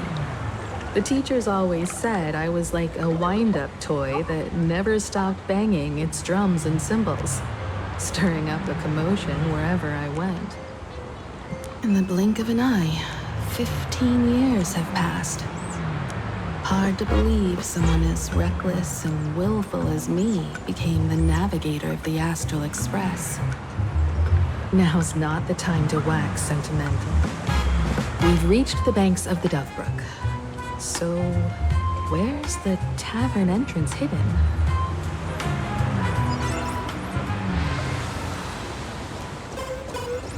Let's advise on this.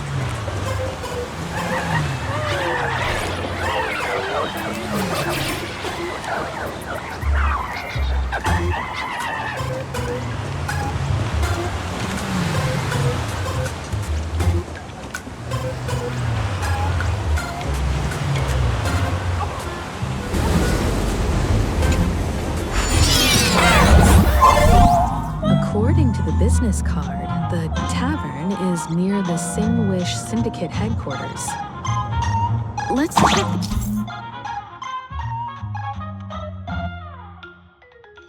the other side of the river.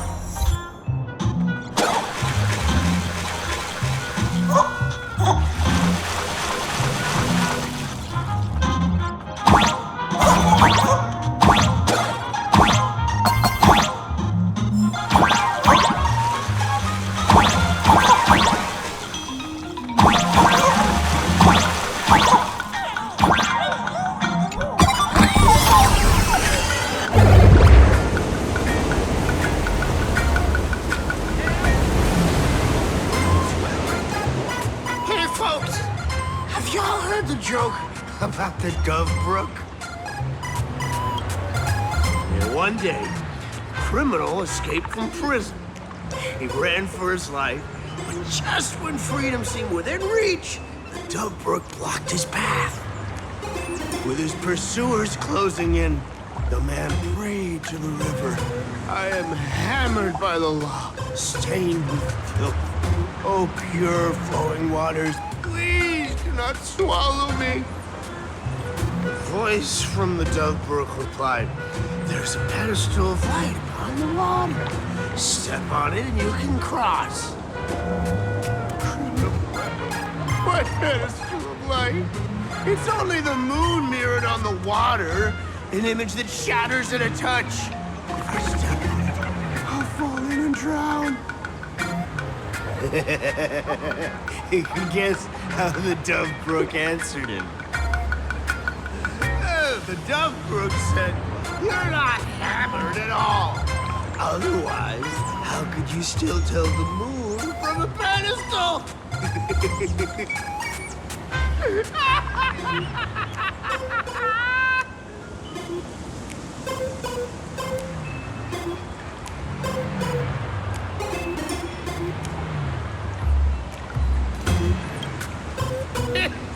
Fine. You don't have to buy me a drink as long as I can make you laugh.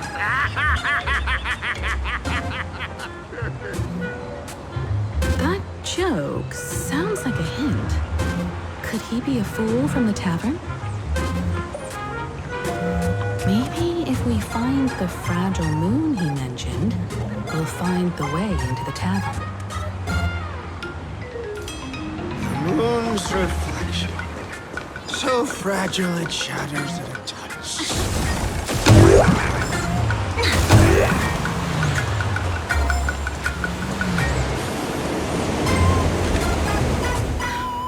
Sparkle's riddle says this.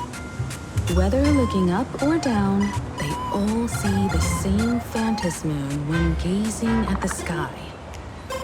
We've gazed at the sky already, so next... From this angle, the moon's reflection is right here. It does look strange in the water. If what the card says is true, and the fool's riddle is the key to entering the tavern, then this moon must be the door lock. Come on, let's take a closer look at this strange moon.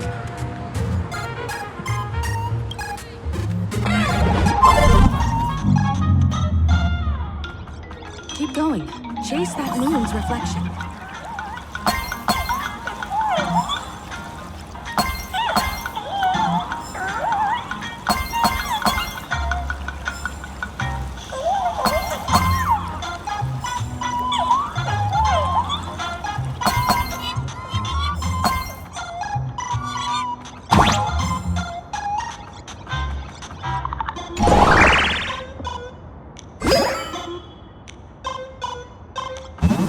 The fools are guarding the moon's shadow tight. Find the switch and shatter the moon, and we're one step closer to the tavern.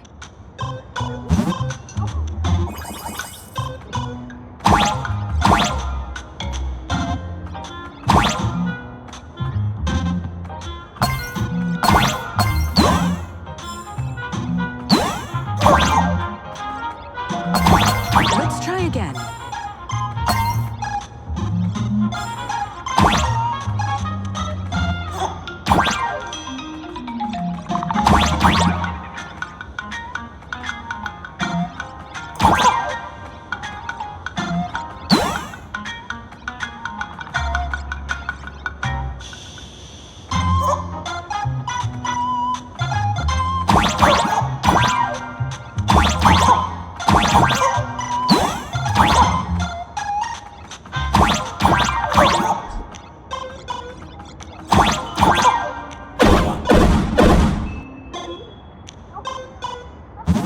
Something's back there. Is that a key?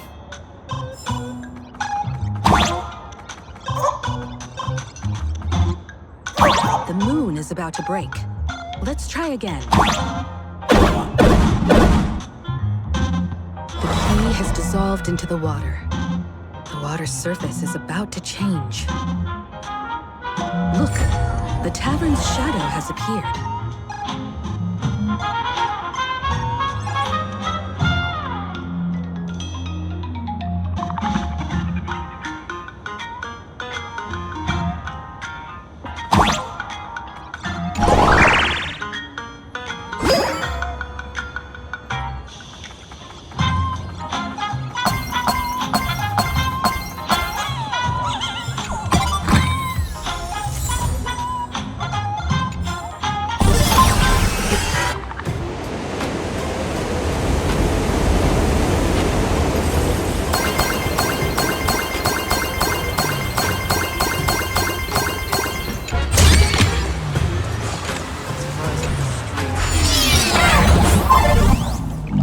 Follow this path ahead, we should reach the tavern.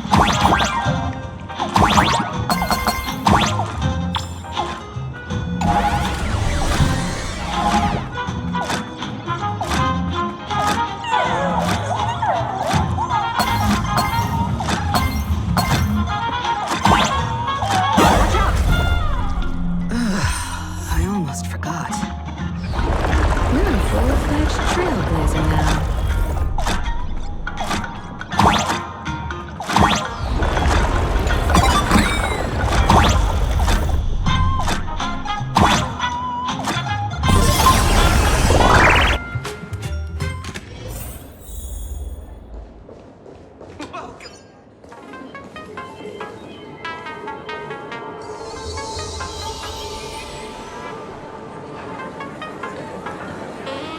So this is the World's End Tavern. No. Allow me to correct you. If you think this is all there is to the tavern, you're sorely mistaken. Like a single grape on a great bunch, this is just the part where the tavern connects to this world. Sorry, but this looks like a regular lounge. The so-called planarcadia isn't really an Arcadia either, but who's complaining? Life goes on, doesn't it?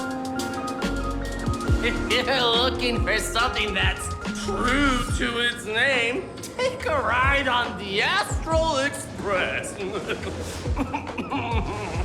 Funny thing is, it's literally a train. You know, can't find a single trace of astronautical engineering on it. Wait, you two are navigator of the Astral Express and the raccoon on board, right? I've seen you in the news.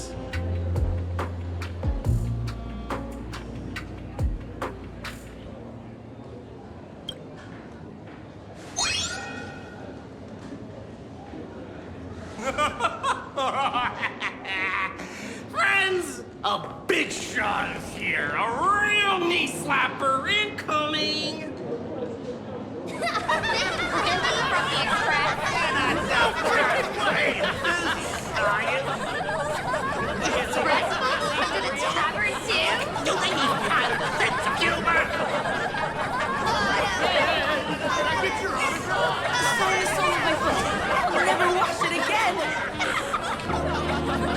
Everyone, curb your curiosity. These two are my guests. Even the most mischievous among you should know when to stop and mind your manners. Well, if it isn't little Sparkle. We've all heard your joke. Take the mask from a masked fool, and what's left but a fool?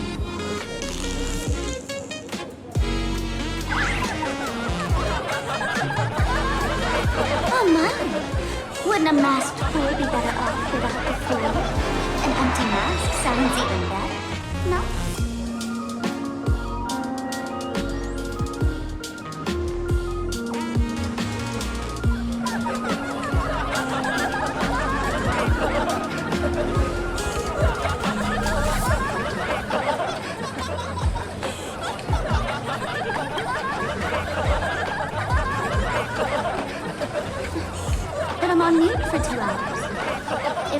flushes him down the golden confessional, he'll be back to hassle me again in 2 hours.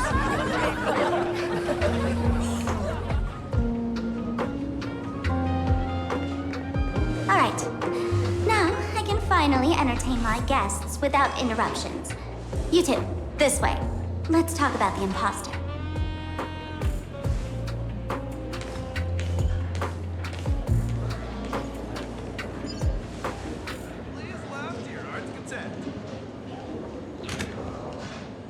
The man's wary gaze sizes up the young person before him for a moment. He offers a slight nod in greeting. Your curious gaze circles him. Is that thing by his side a talking monkey? What's that? Kid, I believe you're confusing me with some other primates you've met. Sorry, my mistake.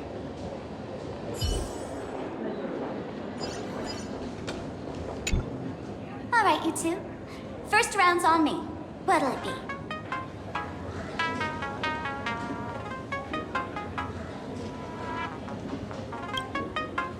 We're not here to drink. Time's ticking. Did you find anything on Sparxie? Don't pull a long face. You'll sour the vintage in the cask. While you were gone, diligent little Sparkle was gathering intel non-stop and didn't waste a single minute. Sparxie. She did come here disguised as me.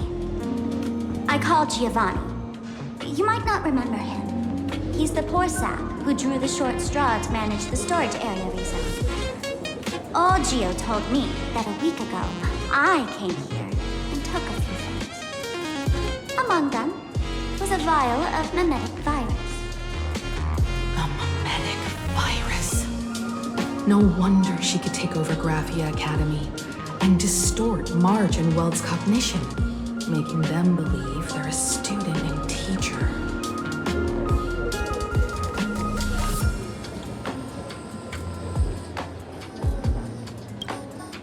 Close enough.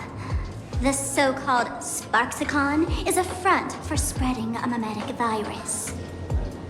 Knowing that isn't enough, what type of mimetic virus is she spreading? What are the symptoms? We need more on her plans and actions before we can counter it. Thought of that already. So I visited a few friends and learned where the imposter's been haunting. To dig up details, we'll have to get hands-on. Lead the way, then. Let's move. Stay close.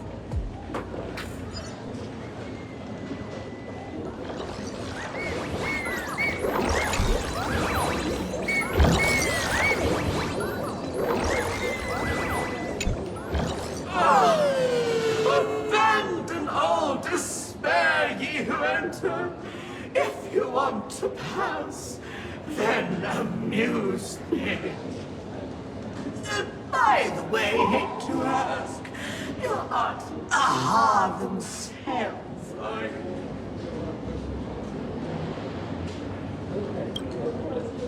No, you're not aha.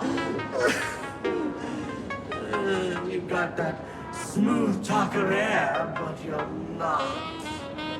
If you were aha, a wave of your hand would cure my melancholy.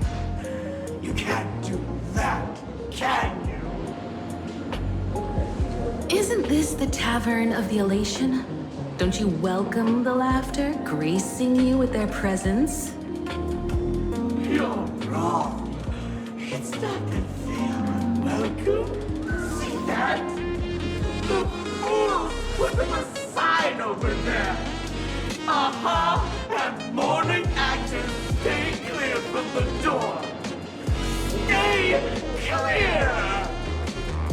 Ridiculous as it sounds, it's true. After 666 invitations to AHA went unanswered, the younger fools voted to expel the laughter from the path of elation. Oh, I get it. It's like students expelling a teacher from a classroom. The action is meaningless. The message is loud and clear, though. All right, Mr. Doorway. I assure you that none of us three is Aha, and none is a morning actor. Oh, it's Sparkle. Is it really Sparkle? It's not someone else pretending to be Sparkle. I can't tell, and I don't care. Listen up, gray-haired lass. If you want me to open, pay the toll with saying a joke. I've been waiting for the one joke that can cure my melancholy. Now,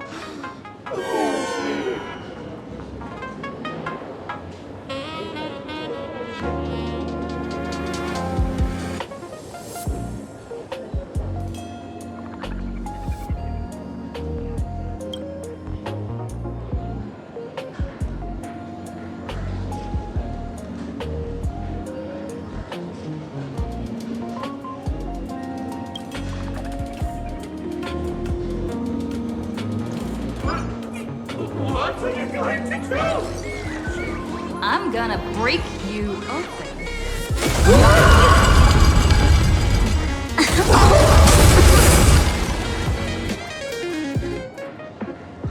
Didn't expect you to have the pull to get me into the tavern. As expected of a detective's assistant. Back when I still had a sense of humor, the fool gave me an invitation. You can thank him for that. You're really going to see the Stellaron Hunter case through? They can only pay you in dirty money, you know. What else can I do? The boys need the money. Credits aren't black or white, they're ones and zeros. All right, I reached out to Costard. He said that one of the 3 people who stole the mask looked familiar. He might have seen them in the news. Based on his description, I spent ages sketching the suspect's portrait. And I suspect it might be Don Hung, the nameless from the Astral Express. Costard. You owe him another favor. No paying this one back, huh? Speaking of which, Don Hong. That's a Xianzhou name, isn't it? Where have I heard that name before? It sounds so familiar. So, which of these 3 is Don Hong? The one with gray hair? The redhead? Or that black-haired girl who looks like she's ready to stir up trouble at any moment? No, don't tell me yet. Let me guess. I know a bit of the Xianzhou language. The word Don can mean red. So Don Hong is the lady with red hair, right? Your deduction skills never fail to impress. Fine, I'll just give you the answer. None of these 3 is Don Hung. Do you even watch the news? TV, newspapers, the internet, it's all fake news. What do you expect me to look at? Let's get down to business. I couldn't find any trace of Don Hung's actions.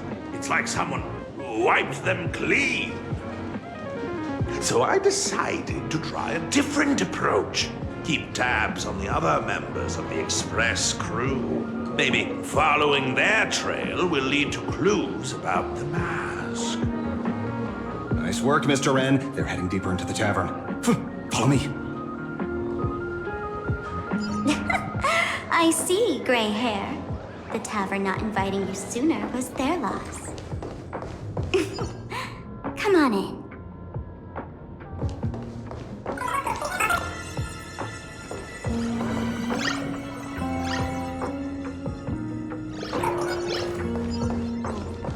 Is the drink in these barrels really brewed from jokes?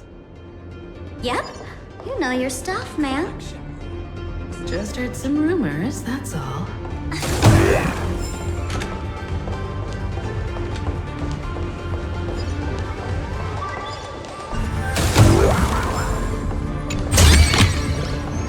takes out all the fun. Where's this?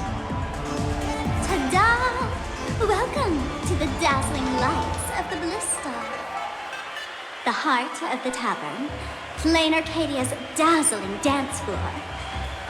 There are some tasteless masked fools who consider this place the secret to keeping the laughter going. If life's cruel, don't beg for fairness. Dance! Shake away that sadness until it's all well mixed with the joy in your body. That huge light orb up there. For a tavern, it's as essential as the Fantasmoon in the sky.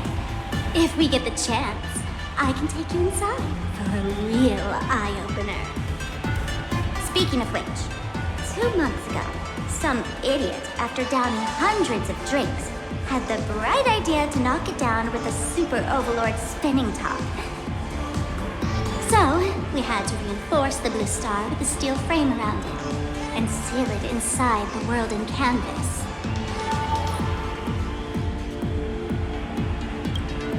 Aha! Take care! Weren't they banned from the tavern? And given the laughter's personality, if they took care of it, they'd just egg someone on to blow the place sky high. This fool you're talking about, it wouldn't happen to be Sparxie, would it? If it were, I'd already be tied to that light orb as the scapegoat. Anyway, the next stop is the Golden Confessional. The eyewitness says Sparxie was there. The Golden Confessional?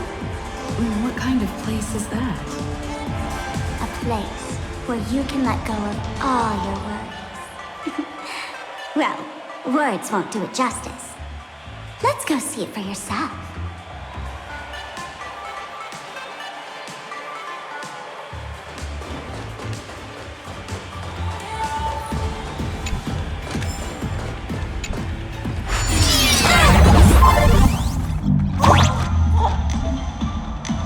Let me show you how to open a path. Play according to the sheet music, and the path will naturally open up.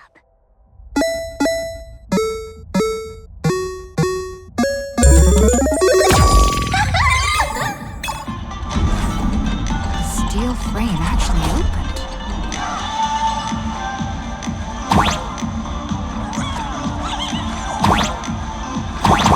This bay here actually changed color with the lights. Just another night at the tavern. Fun, right?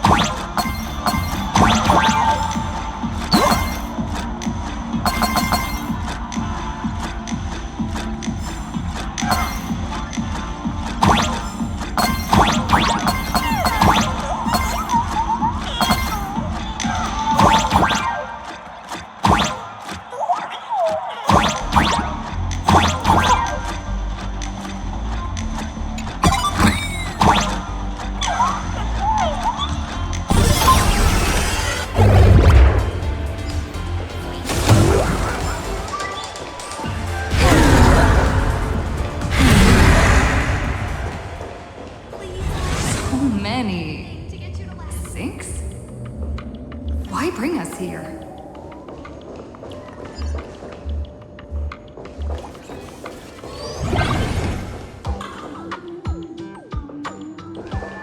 Witnesses say a week ago, I came to the bar, knocked back a few shots of Bomb's first drop, then headed here. The Golden Confessional is an emergency shelter for fools who've had one drink too many. Here, we shed our excess baggage before marching light-footed into the next second.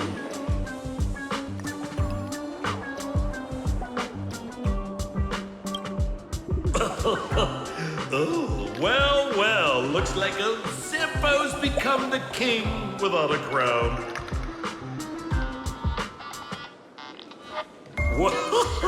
Well, if it isn't my old friend. Sparkle's sake, you be coming to the tavern. Old Sampo's heart is bursting with joy. And a teensy bit of sorrow. How did Sparkle beat me to inviting my #1 bestie to the tavern for a drink?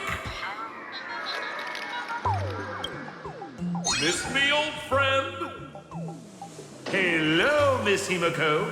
Long time no see. Mr. Sampo, hello. What business brings you here this time? No business. Just here to repay an old favor. Ms. Fool here sent me a message asking for H-E-L-P. Someone's been parading around the tavern impersonating her. Well, now, this is some juicy news. Miss Sparkle's usually the one impersonating others, but look how the tables have turned. The trickster's getting a taste of her own medicine. Shush, Sampo. I brought you here to repay a favor, not to gossip about me. Oh, I've suffered the embarrassment of losing my mask myself. Thanks to Miss Sparkle's mercy, I didn't end up stranded, so here I am today, ready to help you out. No questions asked. All right, then. Let's get to work. Get to work? What are we doing? Naturally, we'll fish around in these thrones where humans dump their worries and find the worries that Miss Sparxie left behind. You want us to unclog your toilet? Don't be too shocked, you two. Let me share a little secret about how masked fools stay mentally healthy. Drink a mood lifter like Bomb's First Drop, and all the harmful memoria in your body, you know, the pain, the worries, gets purged in one go. That's how fools pull pranks and have a blast without a shred of guilt. So, all that memoria has settled under this bathroom.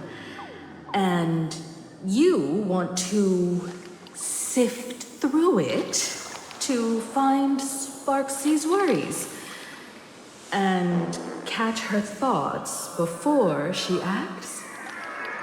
If luck's on our side, maybe we'll even dig up the secret to beating her. What's wrong, ma'am? You don't look so hot.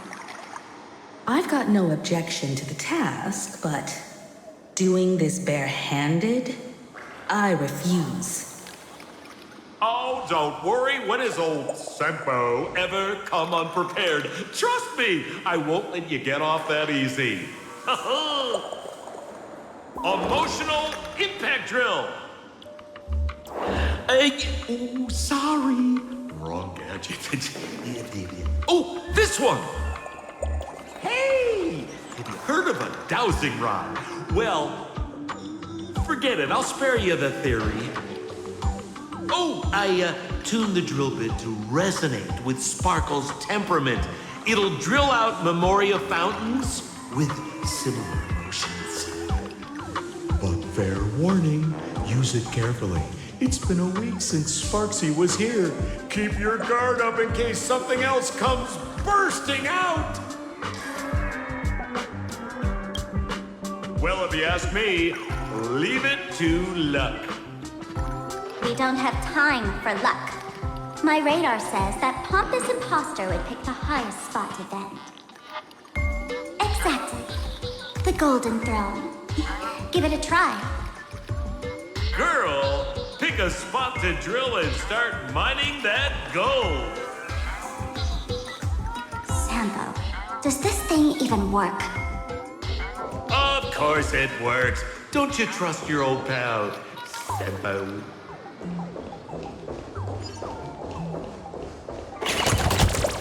Give me a glass of today's bad taste joke.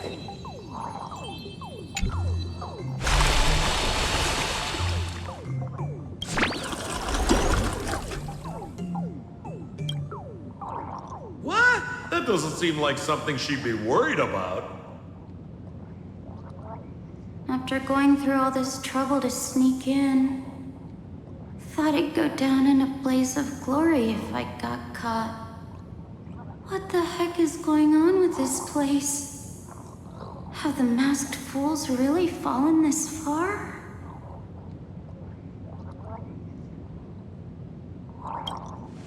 Me? I'm a morning actor.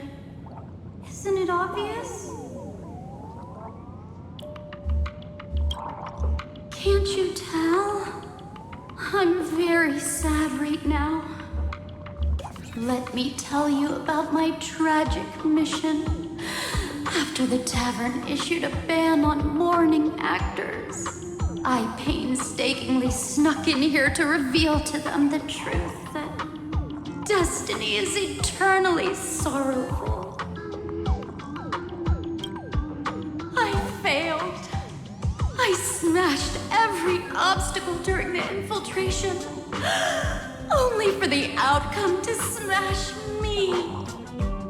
Yesterday, I went on stage at the bar and revealed my true identity to everyone and told them a tragic tale, bracing myself for their harshest punishment and farthest exile.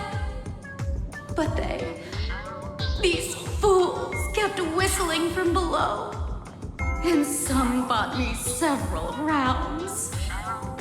Someone even came up on stage to hug me, praising me as the unprecedented masked fool. This is utterly humiliating. Bad taste joke. Listen. Basically.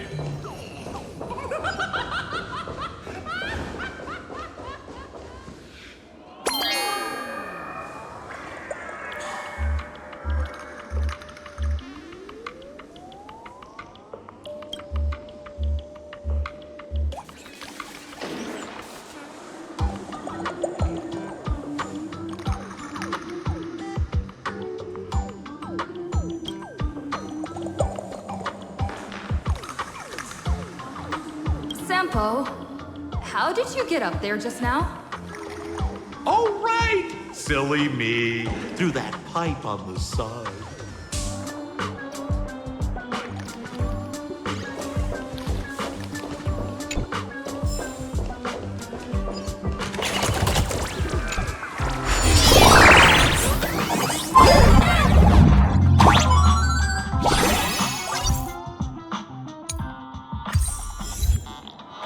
What's this? A plunger?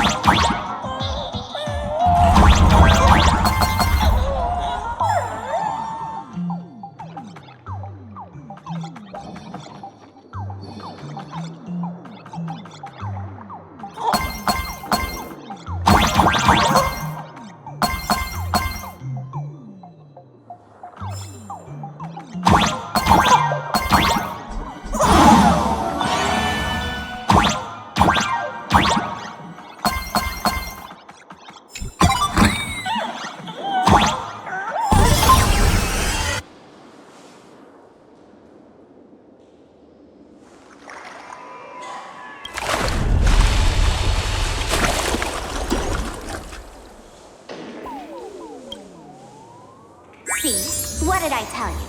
The imposter's worries have appeared.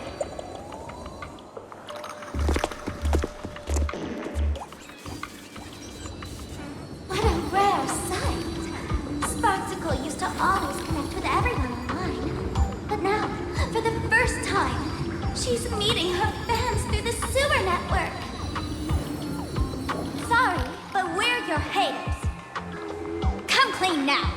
What are you planning to do with that mimetic virus you stole? Use Sparxie as a front to turn everyone into mindless zombies or dancing monkeys? How could I ever harm my dearest, most beloved fans? You took an entire school of teachers and students hostage and turned them into your puppets to help you enter the Fantasmoon games. You're going to argue that you did it all for them? Of course I did. From the very first day I was created, I've been doing exactly what my creator asked of me. Listening to every fan's questions, empathizing with their pain and troubles. They feel insecure insecure about being ordinary, cry when ignored by those they like, and strive to stand out because they desperately want others' approval. Sparxie hears every wish, and she answers.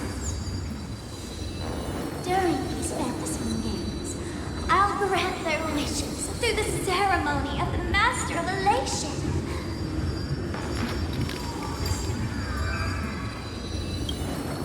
No, I'll give each of them a choice.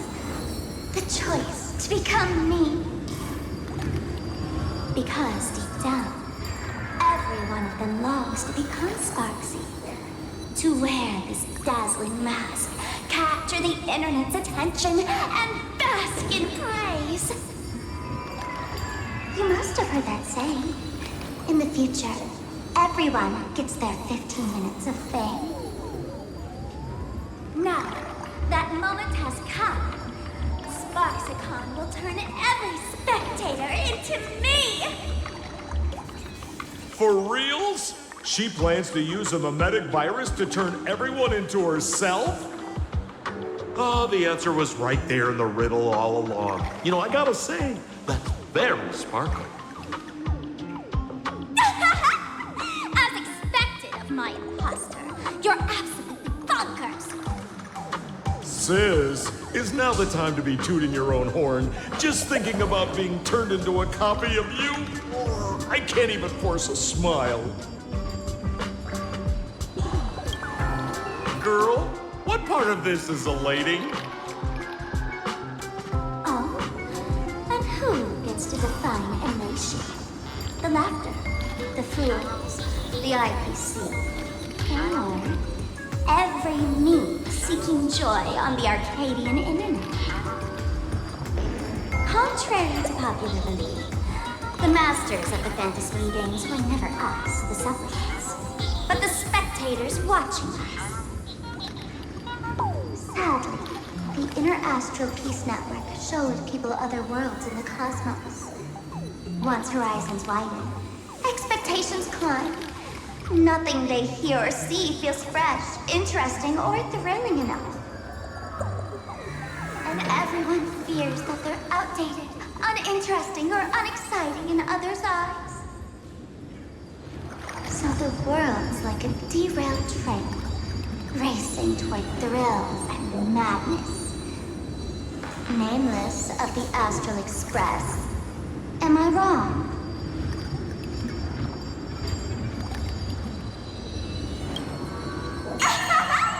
Bingo! You got it. I'm a part of her. Wherever there's a screen, wherever my audience is, my eyes and ears will be there too. I want to see how far you in this outdated model can go. The harder you struggle, the more spectacular it'll be when I live stream the Astral Express Cruise derailment at Sparxicon. I'm looking forward to your resistance, Nameless. Oh, heads up, everyone! She's getting serious.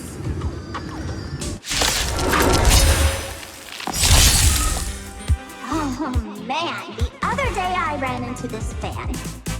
They insisted on showing me some gallows humor, jokes they found online, saying they were absolutely hilarious.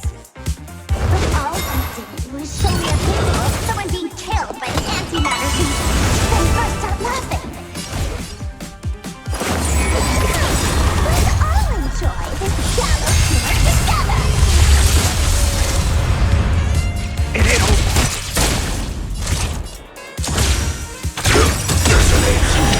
More like until everything burns to ashes! Set the machine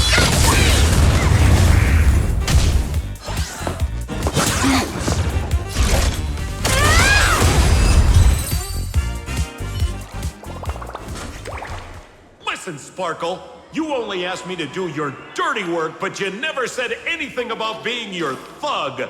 You owe me compensation for emotional damage. Everyone's going to become me soon. Sample, crawl out of your money pit for a moment, will you? To think, Planarcadia's elation would end up like this. Back when I still lived in this place, the internet was just for sharing information. Live streaming and virtual idols, we'd never even heard of them. Coming back now feels like stepping into a foreign land. Like returning home, only to find home isn't where it used to be. It's just madness wrapped in a cheerful shell. She's convinced that we'll be powerless to stop her plan, even if we know what it is. But I'm not ready to roll over just yet. I know. Even I don't want to turn into that phony's lookalike. Well, we're not that different. Since the fools stash dangerous things like mimetic viruses in the tavern, I assume they must have also prepared some countermeasures? Man, you give us fools too much credit. This is the tavern, not the well-ordered Herta space station. But I do know a place.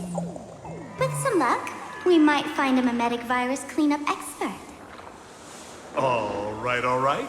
Now that you folks have a lead and no shortage of fighting spirit, old Sempo's calling it a day. The Astral Express always has a way of handling crises, doesn't it? With big shots here, a sidekick like me doesn't need to steal the spotlight. Oh, if you run into trouble, you can always ring old Sempo then. I'll even give you folks a special discount, sort of.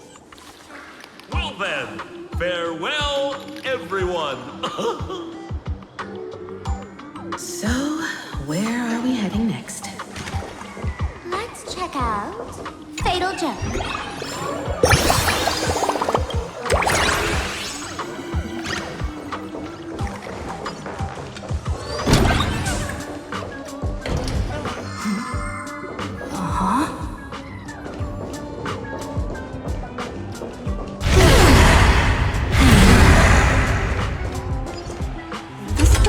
More like a maze than a tavern.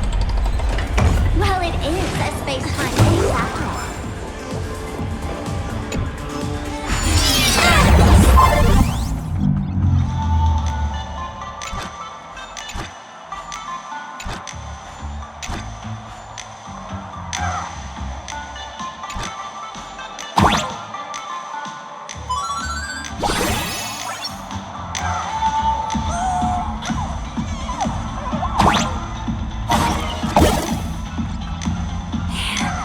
Really wish we had one of these black orbs on the express.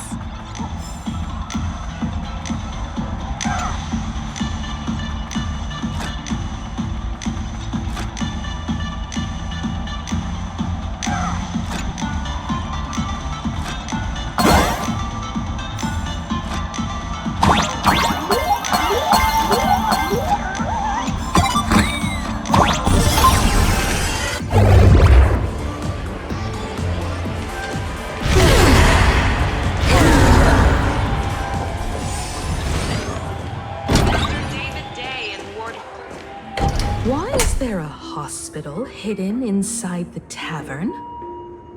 Well, because those who can become fools are all a bit sick in the head. Not your regular headaches and fevers, but matters of the heart. Every time someone goes bonkers and stirs up trouble in the tavern, like scattering nosewalker parasite ticks in every corner, or spiking the beer barrels with truth serum that makes people spew insults. For each time the whole place goes topsy-turvy, there's always some fool who, in the spirit of elation, volunteers to treat them. Yep, they get sent right here to Fatal Joke. Strange. Why isn't there even a fake doctor around today?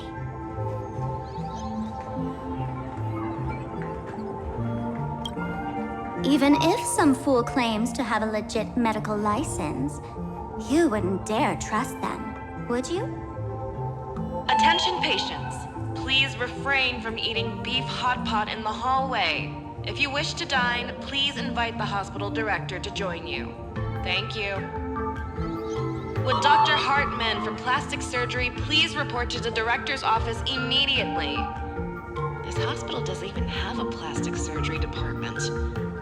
Who on earth are you? Dr. Zhongshan from Mental Health Care, please report to exam room 1. We're 1 player short for cards. Thank you. Is this a theater or a hospital? Alert. Patient detected ahead. Patient detected ahead. Please line up in an orderly fashion for registration and wait for the doctor to begin consultations. Patient number 01, Akavilli. Is there a Miss Akavilli? Miss Akavilli, diagnosed with Stellaron symptoms per the records. Are you present? Please proceed to exam room 1. They called you by name, Miss Akavilli. You might as well go take a look.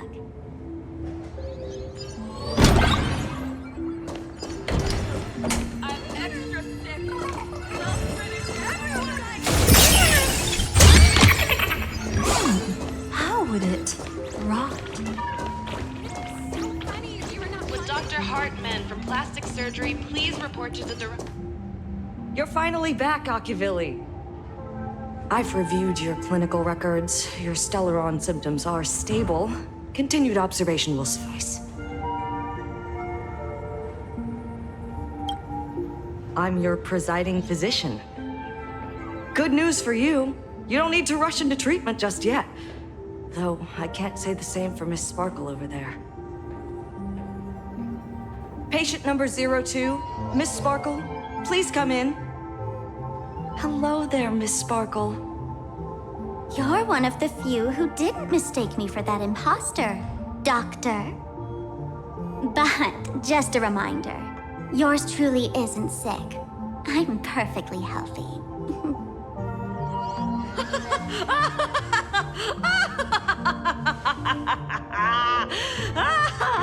Oh, everyone who comes here says they're perfectly healthy.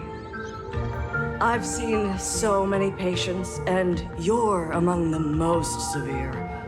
I could already make an initial diagnosis at first glance. Your ailment is loss of self. If someone can transform into 10,000 characters, would she still remember her original self? Good question. But if someone could become 10,000 characters, does the original even matter anymore? By the way, Doc, are you familiar with any treatment protocols for mimetic viruses? Mimetic viruses. I've heard about it. The city sent over a few cases. The patients had one thing in common. They were all heavy internet users. The medical records are in the room. You can take a look if you want.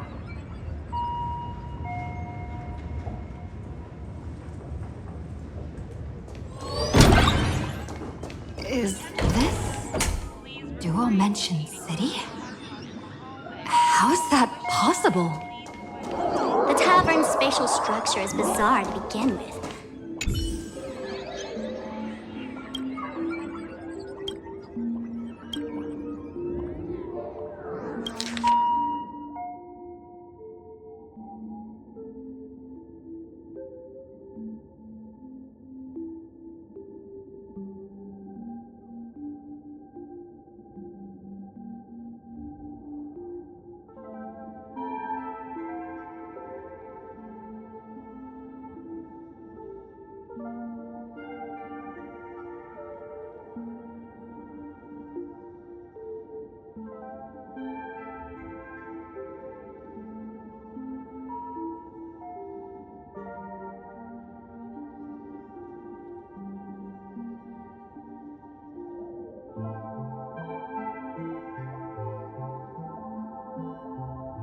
No way. Are these General Yaoguang's medical records?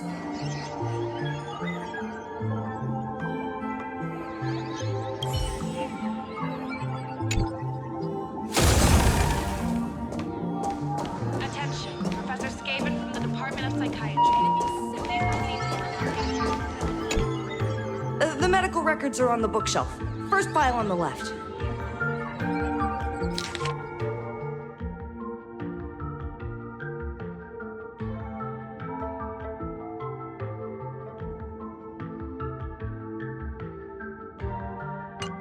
Are there already victims in the city? To eliminate the mimetic virus, helping patient zero face reality is a crucial phase of the treatment.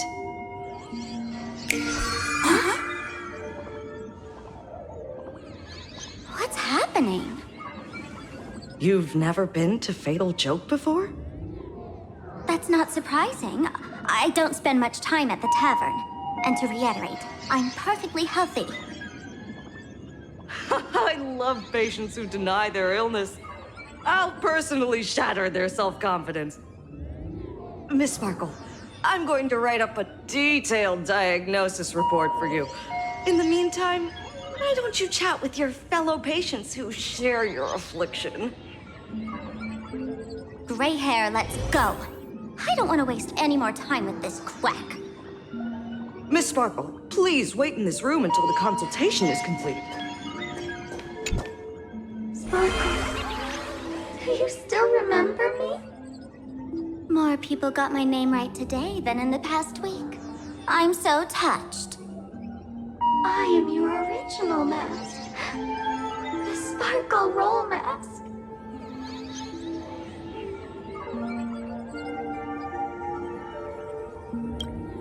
The archetype of a bright maiden doomed for a short life. The avenger who perishes with her nemesis. The lover who dies for love. The young artist driven to madness. You used me to win fame, applause, and countless eager gazes. So why would you cruelly cast me aside? Please, wear me once more. The worst thing an actor should do is be tied down to one type of role. Do yourself a favor and stay down.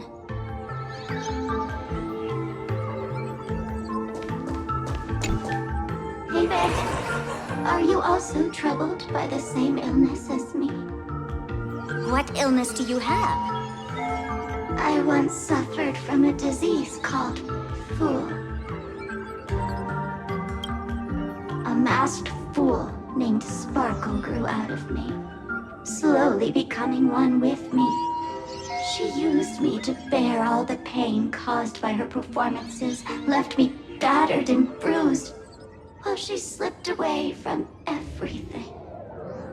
But I was lucky enough to find this tumor called Sparkle. And I expelled this malignant growth from my body. You're just a tool I discarded. The diagnosis results are in, Miss Sparkle.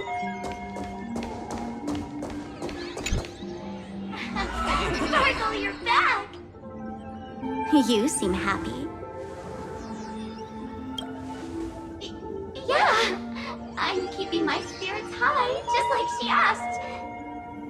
Sparkle, Sparkle! You're the one who told me that a smiling mask will never have bad luck, aren't you? This world doesn't want to see too much sadness, cruelty, rage, or pain. You told me that I just need to smile, no matter what. I did everything you asked.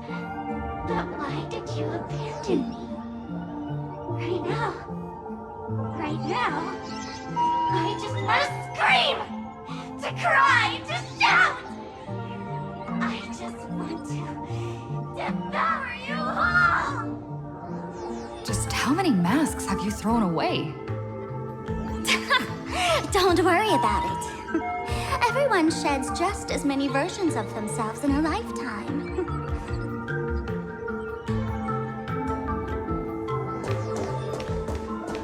Attention patients. Miss Sparkle, I have your results. Your main components are madness, humor, and a theatrical personality. Unfortunately, the proportions are badly imbalanced. You're beyond saving.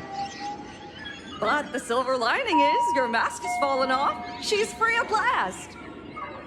And that's where everyone's misfortune began. None of the masks I've cast off ever had such strong opinions or such a temper.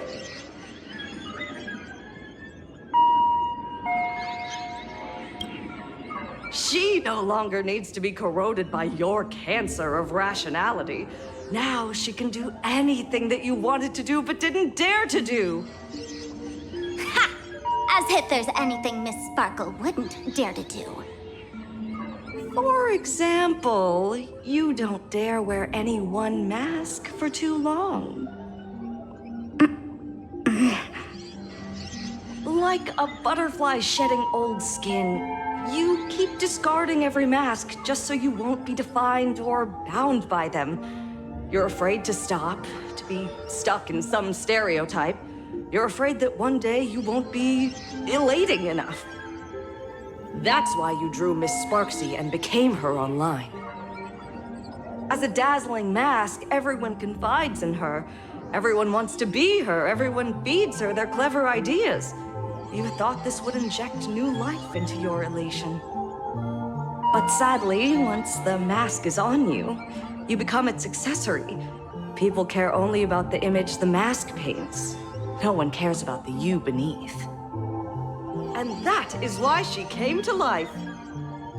Human recognition and desire will flow through the internet, providing nourishment for her to bloom. She'll become a bewitching flower, conforming to everyone's wishes, letting them wear her, become her, and blossom across all of planarcadia. What a beautiful sight. Stop? You mean treat? Yes? Cremate Sparkle. That's the best treatment I can prescribe. And here I thought you had something clever. After all, there's only one radical cure for all suffering. Make oneself disappear, right? Miss Sparkle, don't think I'm joking around with you. I only misbehave outside the tavern. But here, I am a doctor, without quotation marks. My treatment is real and effective. Generally, when a fool vanishes, their mask loses its power and becomes a dead thing. You're two sides of the same coin, after all. But as for Sparxie, I can't say for sure. During SparxieCon, she'll be worn by millions of ordinary people in planarcadia, feeding her with sustenance and strength. Your window of opportunity is therefore fleeting. Go on, lie down on that bed and say goodbye to your friends. Press that button and the nurse will come wheel you away. There's a door in the tavern that absolutely positively leads to a still-burning star in Sidunirama. The nurse will send you there, and that'll be the end of it. And if I say no? Then I'll have to be impolite. Miss Sparkle, nameless, the choice is yours. As for me, by the laughter above, I've got to catch the next ship out of this dump. Hey! What's going on? Why am I pinned here? Gray hair. Ma'am Navigator. A little help? You need me! I can help you defeat Sparxie! Hey! What's going on? Why am I— The mask of the masked fool represents what you wish to become. You use it to focus your power, but the mask will gradually bind you as well. That's why you've been avoiding Sparxie all this time. She didn't just steal a vial of mimetic virus. She stole your strength. No wonder the fool at the bar joked, when a masked fool loses their mask, what remains is just a fool. Yes. Every fool has at least one such mask. Not mere decoration, but a part of our destiny crafted by our own hands. It might be a morning actor mask you took a liking to and stole from them. It might be a head accessory you personally sketched in a moment of inspiration. Or it might be something that one day fell from the sky and latched onto your face. To become a fool, one must experience at least one such instance of destiny. The moment of masking one's face. Through the mask's eye holes, we gain a different perspective. Finally seeing how the universe is simply churning with endless jokes and the absurd nature of our existence as living beings. The mask is who we want to be. And now, this imposter is more me than I am. Do it! Press the button. Call the nurse and cremate Miss Sparkle. At least then, the imposter will lose her power for a little while. You should be able to take her down easily, right? You're not actually going to press it, right? Give us a moment to hesitate, to think. Waiting is torture, you know. You're not doing this on purpose to punish me, are you? Hey, gray hair! Say something!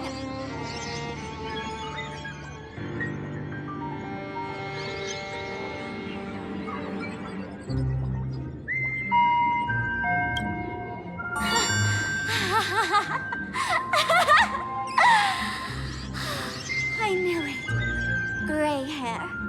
You're still that same warm-hearted gray hair I know. Psst. Let me tell you something. While no one was looking, I already popped the battery out of the button. This was a test, and you passed. Since the fool made her choice, she must have a plan to reclaim the mask, right? If you dare say no, I'll press this button and let the orbital cannon cremate you for real. Your sticky little fingers aren't fast enough to steal this battery, are they? There's a way.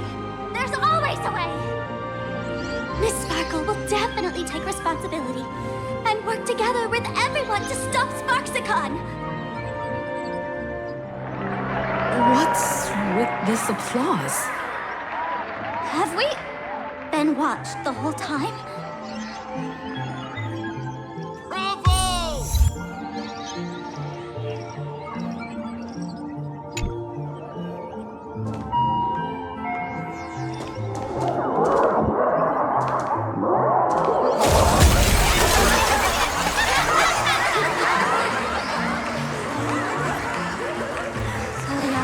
Watched our every move in that treatment?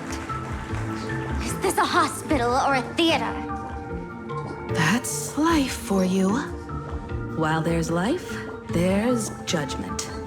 In every unseen corner, countless judging eyes are watching, diagnosing, and writing their own prescriptions.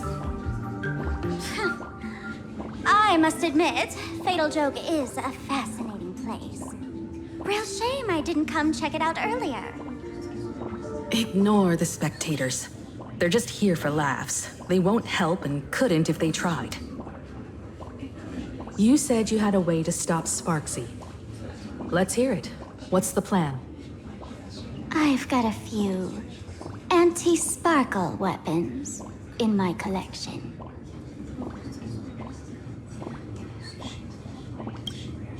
I've always had this premonition that one day Miss Sparkle would become an unstoppable terror in this universe. Someone has to find a way to stop me before that day comes. On a trip, I met a girl who shared my tastes. She had quite the knack to be a fool.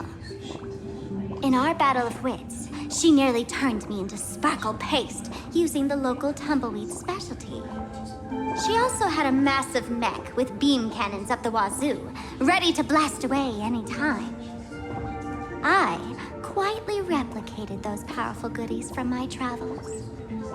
With these anti-sparkle weapons, that imposter won't know what hit her. I gotta say, I'm quite the visionary. You two, let's head to the storage area next.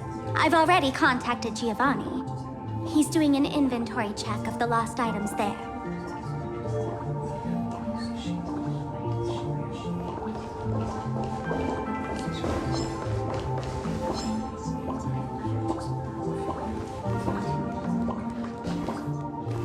When will I be able to see this in? This is stage no one can predict.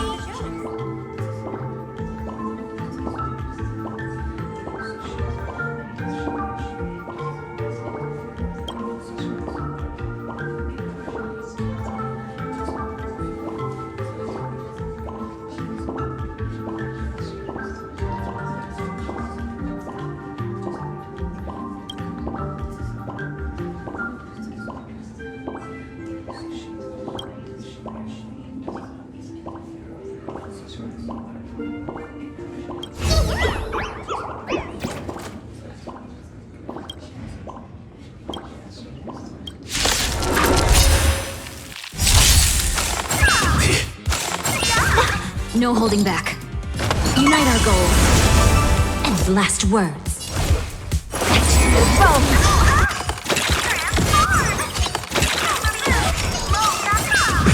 Joining the battle. Like I'm so everything. Burn to ashes! Firelight fight to Memories too. So beautiful!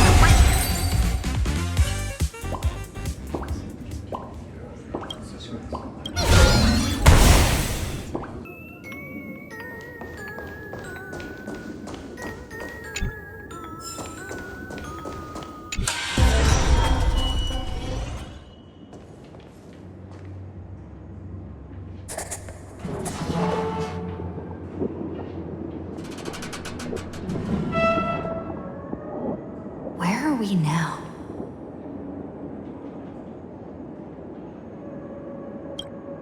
This place looks just like any other classroom.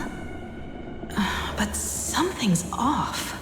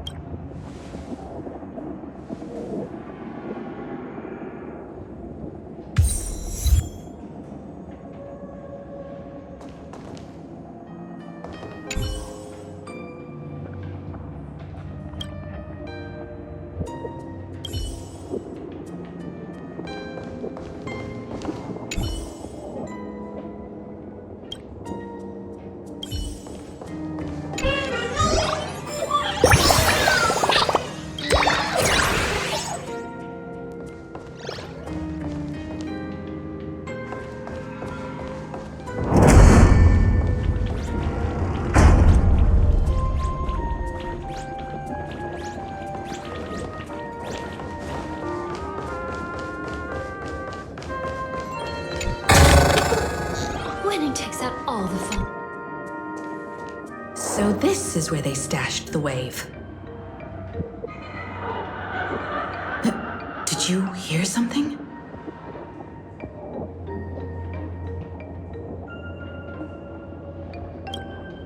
I think I heard someone laughing. Something's not right. Is there something hidden here?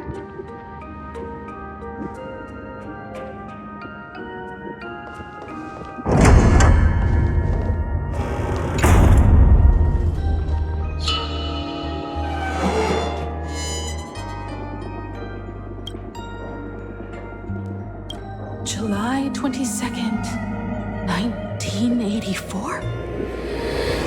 Belle? Could this classroom be...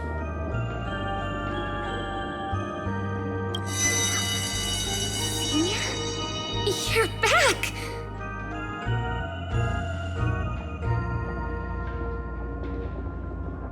Belle?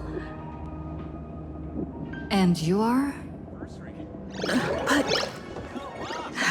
is this possible?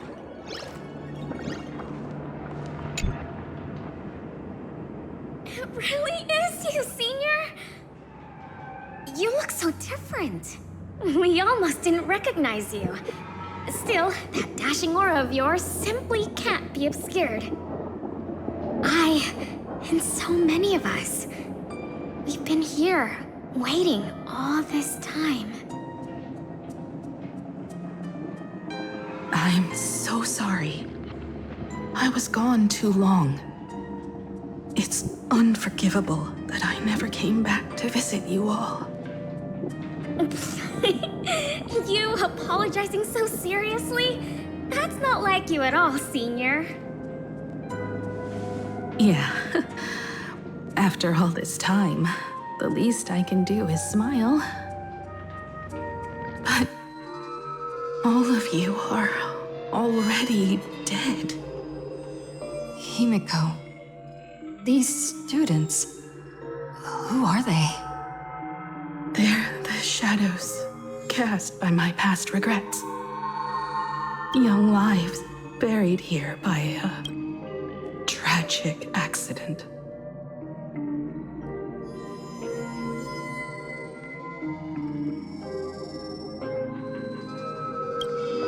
What? Oh no, Senior, he's here! That thing is coming! Wait, what did you just say? Everyone, hide! We mustn't let that monster find us! Run, Senior! The Herald of Death is back! No!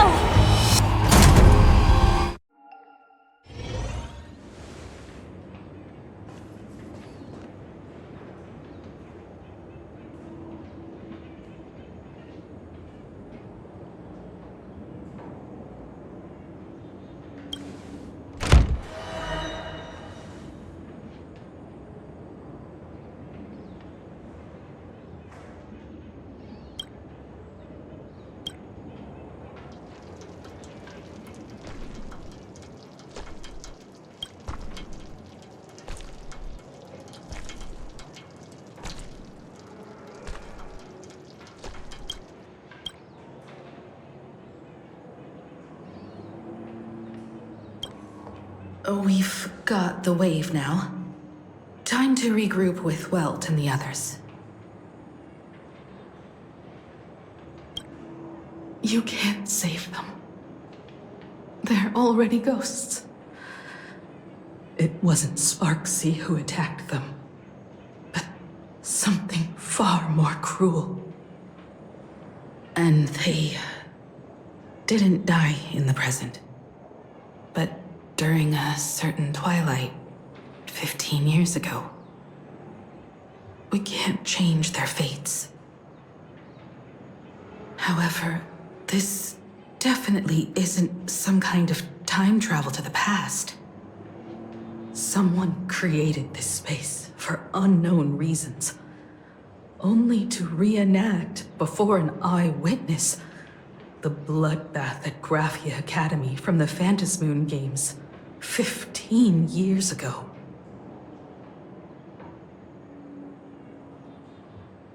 That's right. But that has nothing to do with the enemy we're facing right now.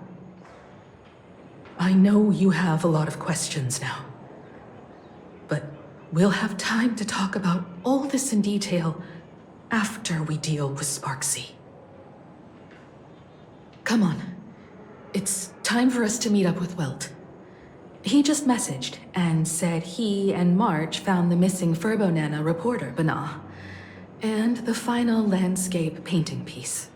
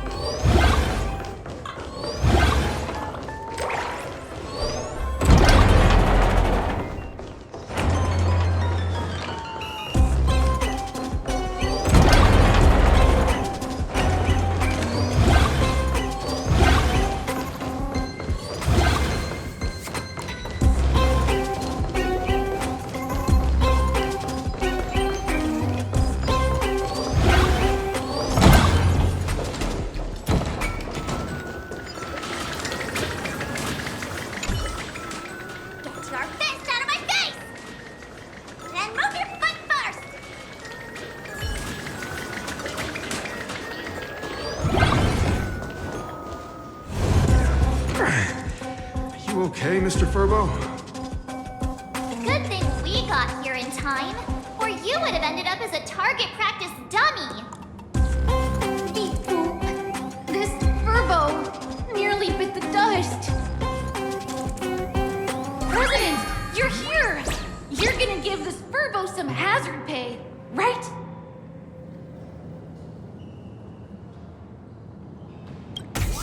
This Mr. Furbo said the students put the moon inside the gymnasium.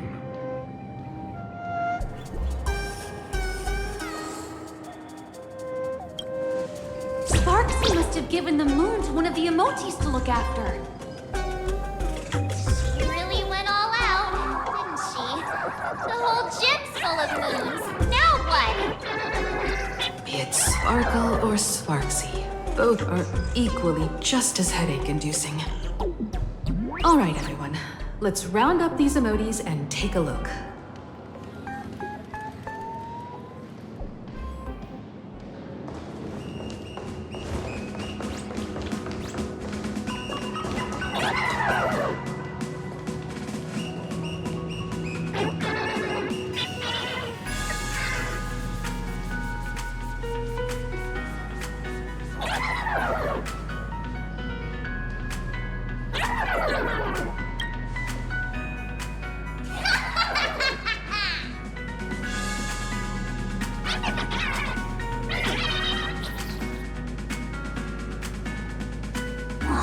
Sneaky laugh.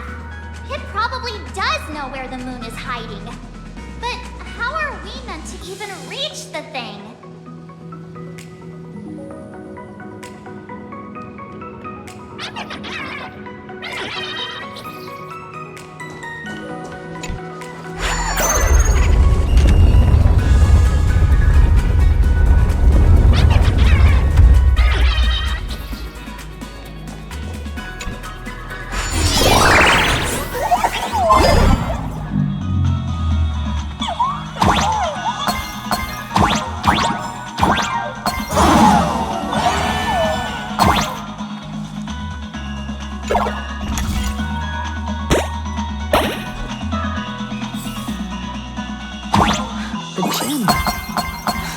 Missed this.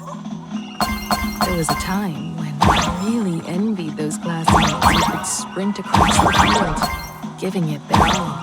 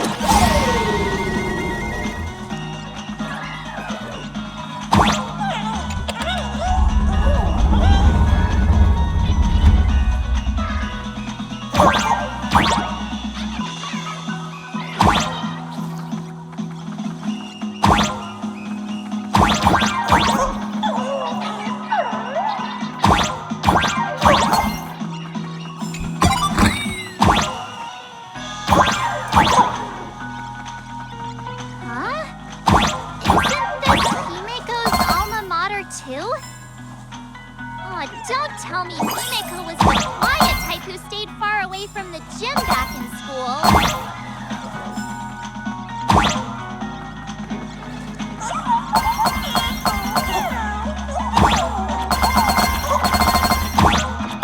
Not quite. I'd already graduated by the time I started feeling this way. Due to some circumstances, I went back to my father's school to work.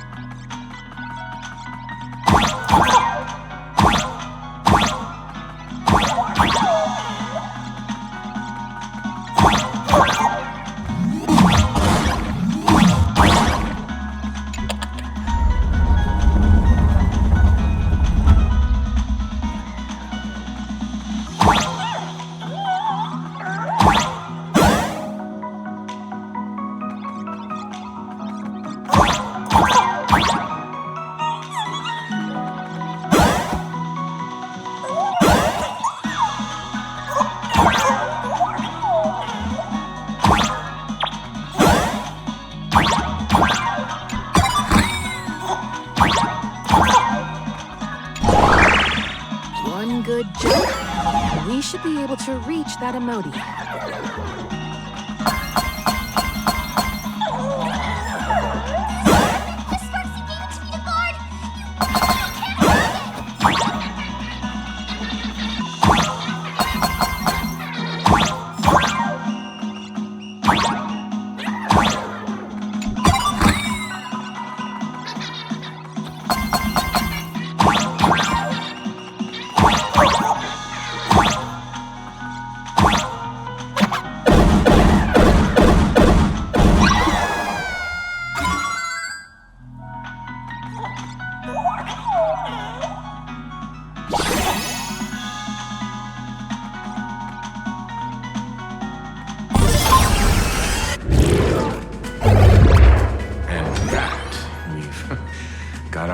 On the third part of the scenery, the moon. All right. Time to settle the score with Sparxie. Since Sparxie dared to target the Astral Express, treating us like stepping nanostones in the Fantasmoon games, she had better be ready to become a spoil of war herself. She and I will head to the atrium next, piece the imaginated landscape back together, and help Sparkle take down Sparxie. Welt, March, I'm counting on you to protect the students at the Academy. Dovebrook's waves should suppress the mimetic contamination they're experiencing, but they might panic and run into the combat area. This time, I truly hope no innocent people get hurt during the Fantasmoon games. Don't worry, Miss Himeko. Mr. Yang and I have got this. You better give that girl a taste of her own medicine for messing with us like some comedy act.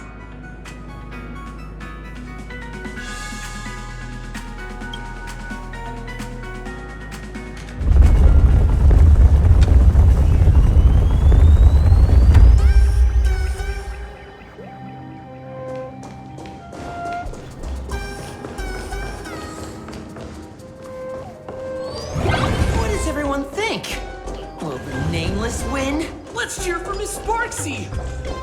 Who will emerge victorious? Miss Sparxie or the Astral Express? Stay tuned. Sparkle and Sparxie are gone. And the students too? If you think you've got this in the bag, you're in for a rude awakening. Sparxicon hasn't even started! Time for your Sparxicon grand finale! Because I, the nameless of the Astral Express, will challenge you as a fellow supplicant and crush your elation. Challenge me? I'd love to fight you. Hurry up and put the scenery pieces together.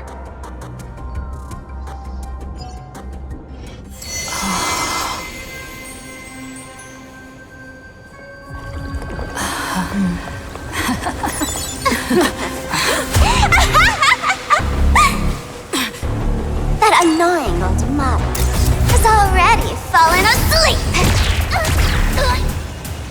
Soon, there will only be one Sparkle in the world. Or maybe everyone will be one.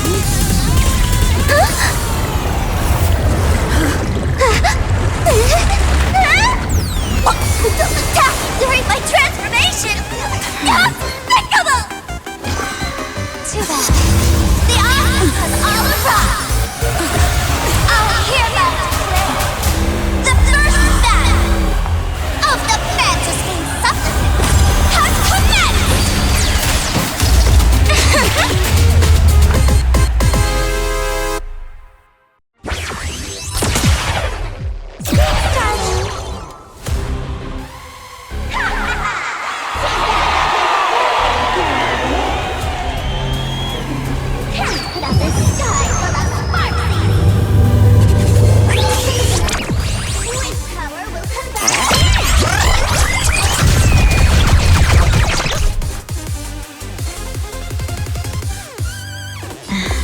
There'll definitely be a way.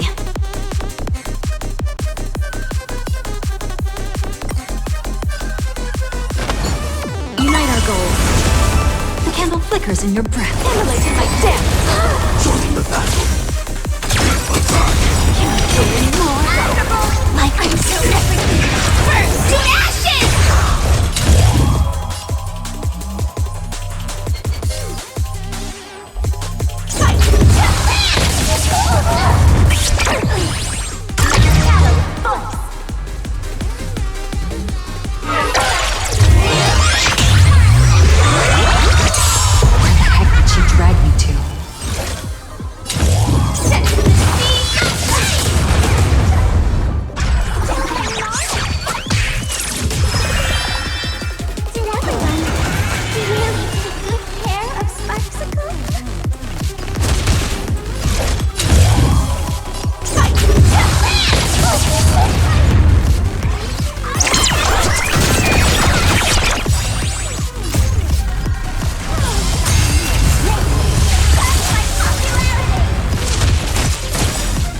Of a past, let us dance once more.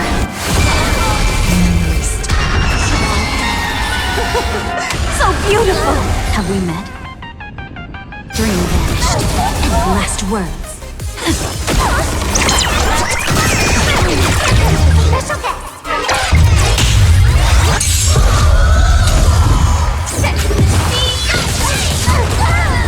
You want to betray me? This is more than a battle.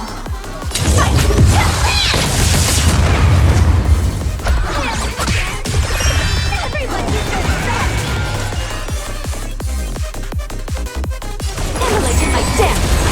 No holding back. Clouds scatter. Cyberball! Set in position. Can't kill anymore. Like I'm so everything. Burn to ashes! I'm set to the Not everyone wants to be you. I'll show them my elation.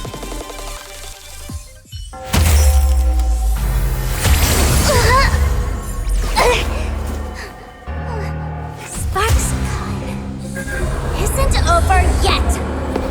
Stop her! She's trying to escape into the crowd!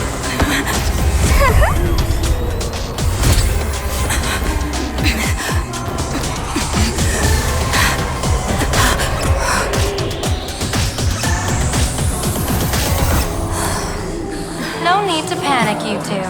Sunday will share my vision with you. Let my eye of Ishvara see through it all. Weal and woe, clear as day.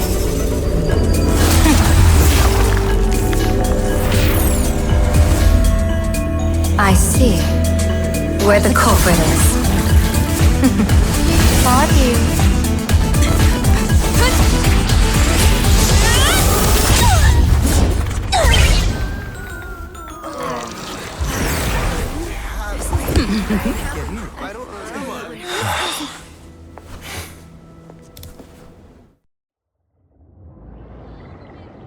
Are you okay?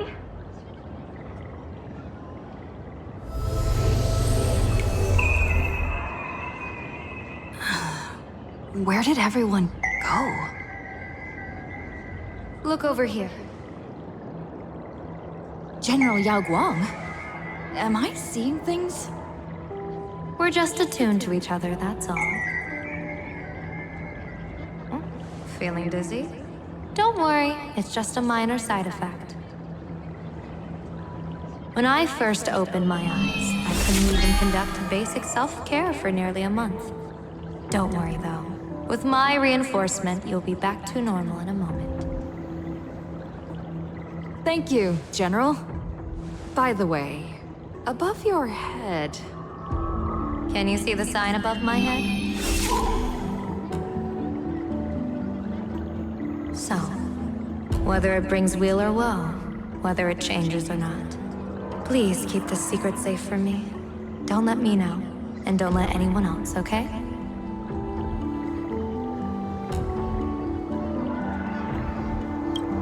Hey, I went out of my way to help you here. Can't you give me a discount? Consider it good karma. I'm afraid not. As an observer, your gaze reaches far deeper than his. In that fleeting moment, your eyes gained insight into my destiny. For those who wish to defy their own destiny, the best approach is to avoid gazing too long into fate, especially not letting powerful observers do so. Now that you know the reason, surely you'll do me this small favor and keep this secret?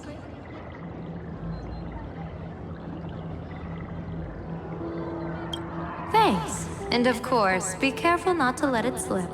Or else. I'll tell everyone all about your true identity. You're a former Stellaron hunter, aren't you? Oh, just imagine the chain reaction that would cause. I don't even want to think about it. Doesn't this feel like the opening scene of a comedy?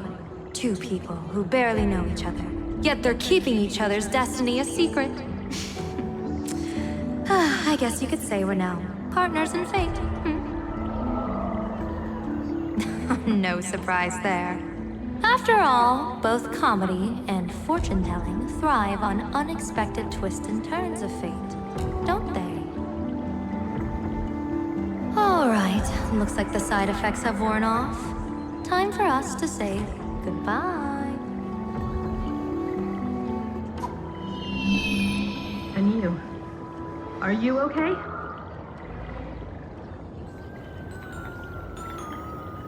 What just happened? I was so confused. I couldn't see a thing. All I remember is Sparxie and the Nameless got into a fight. I saw everything. The Nameless from the Express smashed Sparxie right into the wall with one swing. That strength was unreal. That was such an epic fight, as expected from a cosmic hero. That was seriously awesome.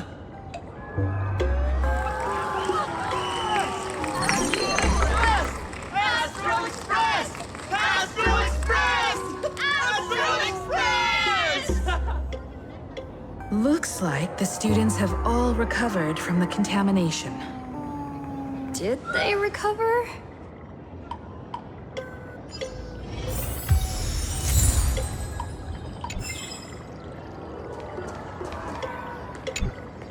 Sparxie probably didn't expect that the first miracle of the Fantasmoon games wouldn't be everyone becomes her, but the Express hero defeats the villain spreading the virus. Compared to a streamer reflecting people's desires, the fearless Trailblazer of the Astral Express is more of an attention grabber. That's right. Sometimes the supplicants work together, sometimes they clash. It's like a coin toss. No telling which side will land until the moment it hits the ground. At least this time, I hope it doesn't end in bloodshed. You're one step closer to an audience with Aha. Right now, all of Planarcadia is watching you. And all of their attention's flooding over you. And the mask you wear. Make the most of that attention.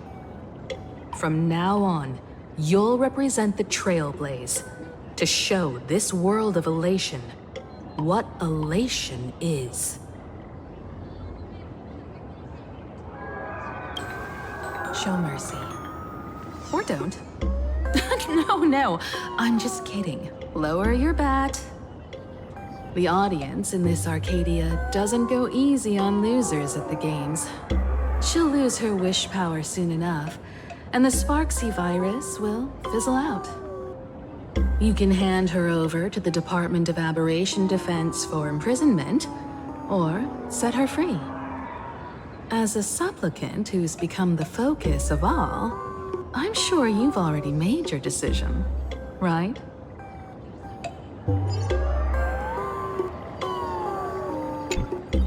When she absorbed me, I thought it was all over. Thankfully, gray hair, you won this one. 1 point for the Trailblaze.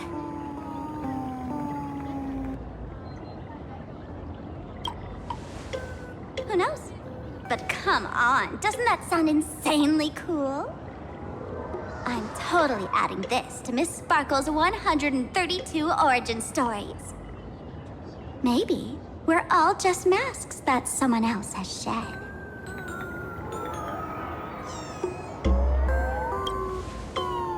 The tavern? They might kick up a fuss about Sparxie's defeat for a few days.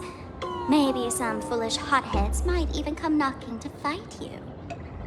But trust me, give it a couple days and the tavern will act like none of it ever happened.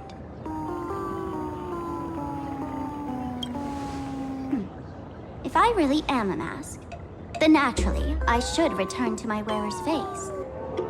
But if I'm not, then maybe I need to reclaim the mask I've lost. I understand.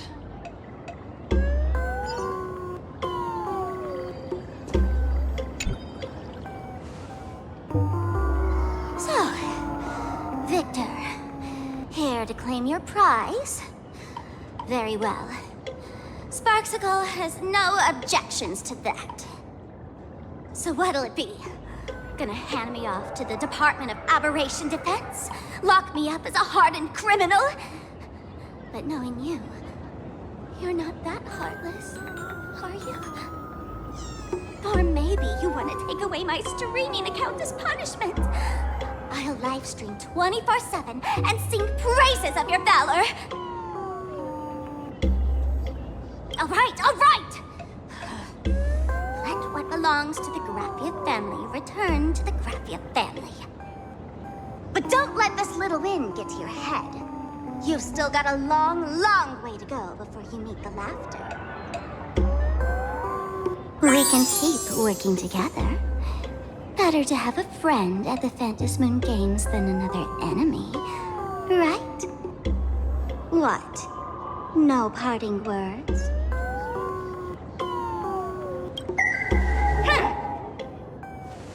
How do you like this ending, Sparxicle?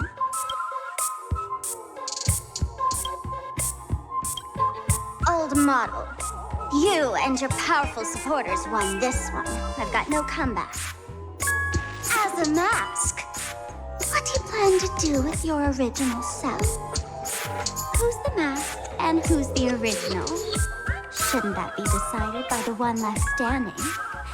Your plan is finished. Your elation has been eliminated. You're the one who should be called the old model. That elation isn't mine. It's the elation everyone chose. And besides, wasn't it your idea in the first place? What? You told me to leave you behind. You also told me to take the idea and its relevant memories and go chase my dream.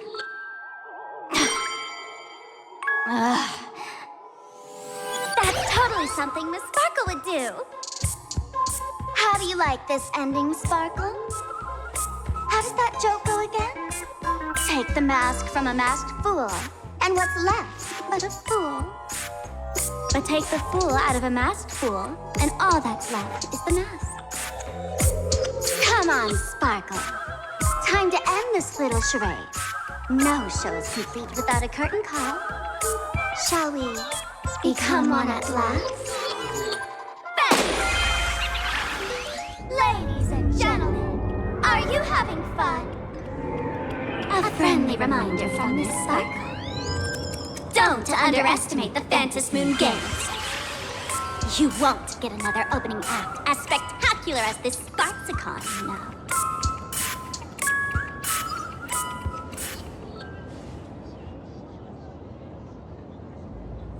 Sparxie! No. Sparkle? Which one is which?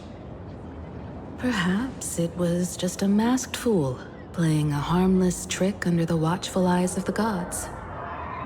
Or maybe she just wanted to remind us that the elation in planarcadia has become something even the gods no longer recognize. In any case, everything here has come to an end. We should move on and unravel the next plot.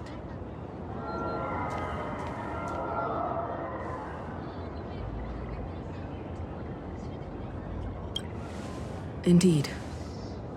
I want to investigate and find out who exactly created that place and why. Let me know when you're ready to head out.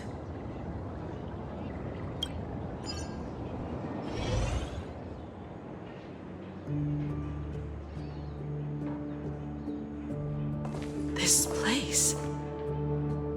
It's like nothing ever happened. The ghosts are gone.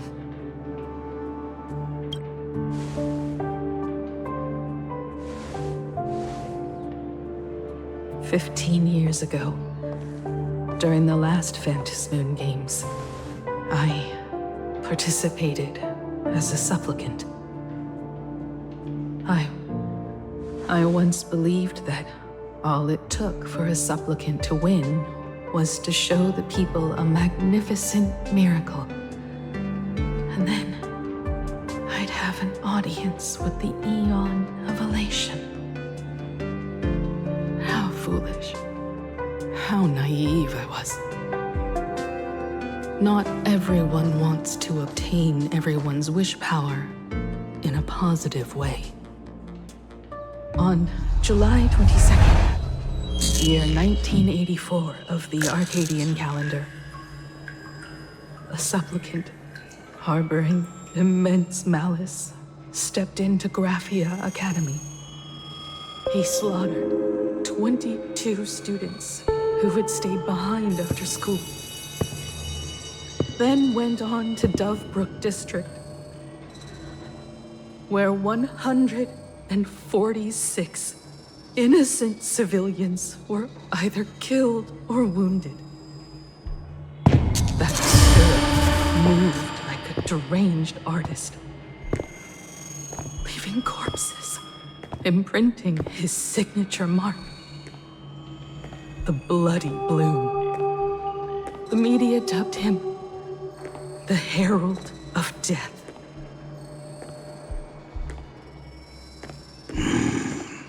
It was a tragedy that the world could not forget. The Fantasmoon games of that year came to be remembered as the Blood-Stained Games. So many parents lost their children. So many people lost those dearest to them. One of the victims was my very own daughter. Upon my return, I stood before the grave where she was laid to rest. Her name was Himeko.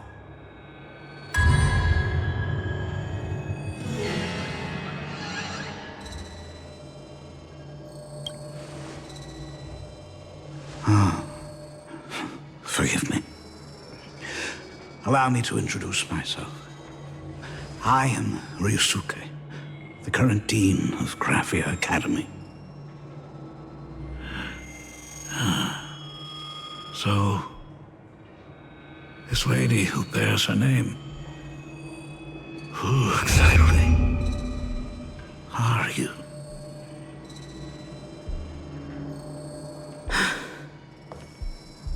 "15 years ago, when I made up my mind to join this Fantasmoon games, my father wasn't with me.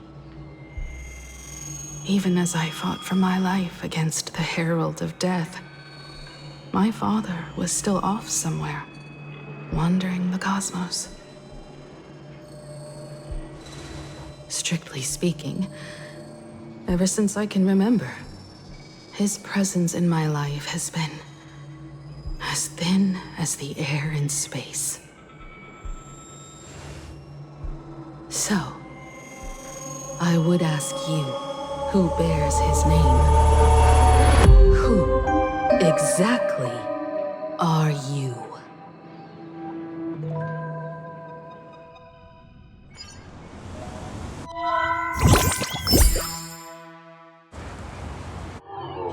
Welcome back to the Arcadian Morning Report Special Edition.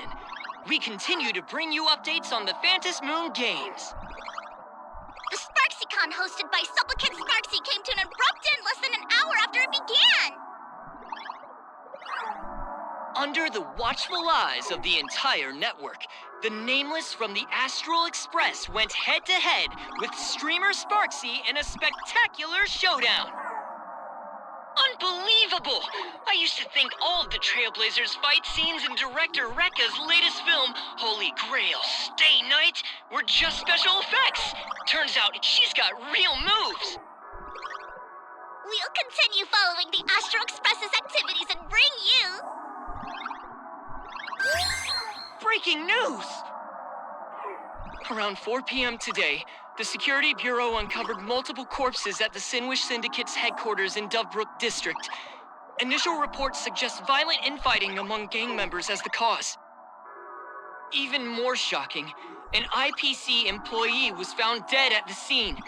According to the investigation, the victim was identified as... Lyndon Scott. Lyndon Scott, age 34. Field operative in the Strategic Investment Department. Ring any bells, Mr. Ashvale? Never heard of him. What was someone from the IPC doing here? Word is, the Sinwish Syndicate recently got hold of a mask. Maybe Mr. Scott came to negotiate for the Fantasmoon games, and got caught in the fallout. Apologies for interrupting your work, Mr. Ashvale. Wouldn't call it an interruption. The mess at Graphia Academy cleared itself up. But this... Initial assessment, 33 Sinwish Syndicate members.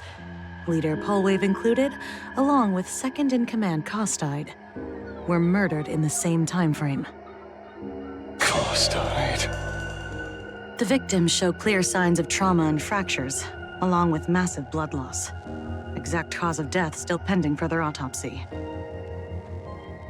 These stylized handprints. We both know what they mean. Bloody Bloom. Only one person ever used that as their calling card. The Herald of Death is back. Your suspicion isn't without merit. But that guy was executed 5 years ago. Executed? Who witnessed it? Was the execution broadcast to the public? Who can prove he's dead? Who's to say you didn't let him out to rig this entire game? You've heard the rule, haven't you? No one can enter the Fantasmoon games twice. So let me give you a piece of advice. Don't let rage gnaw away at your reason. It's bad for your health. The case's info is in the dossier. Get to work. The Department of Aberration Defense isn't paying us to bum around,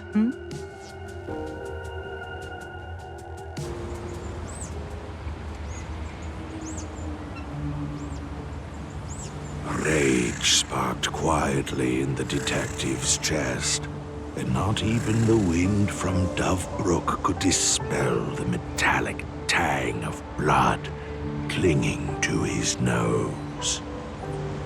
When he first heard the Sinwish Syndicate had obtained the mask, grim premonitions stirred within him, but he never expected it to be the omen of a friend's death. Mr. N,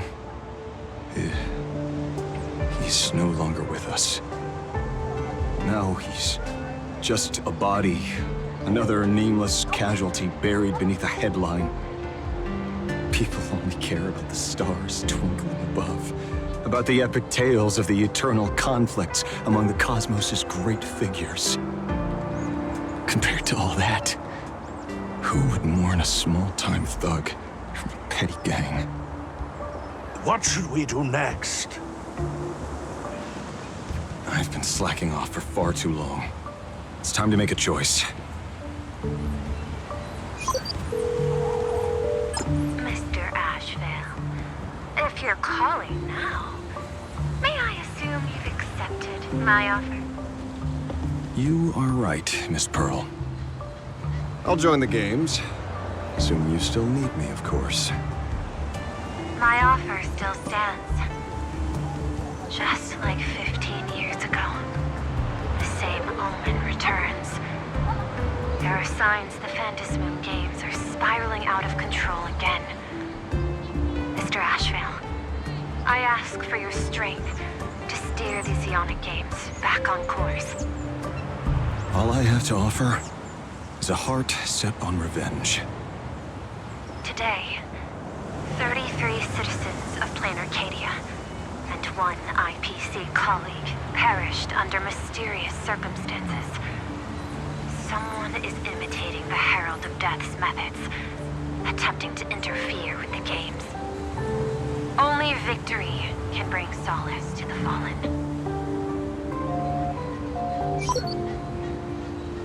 No. What consoles the dead is only justice.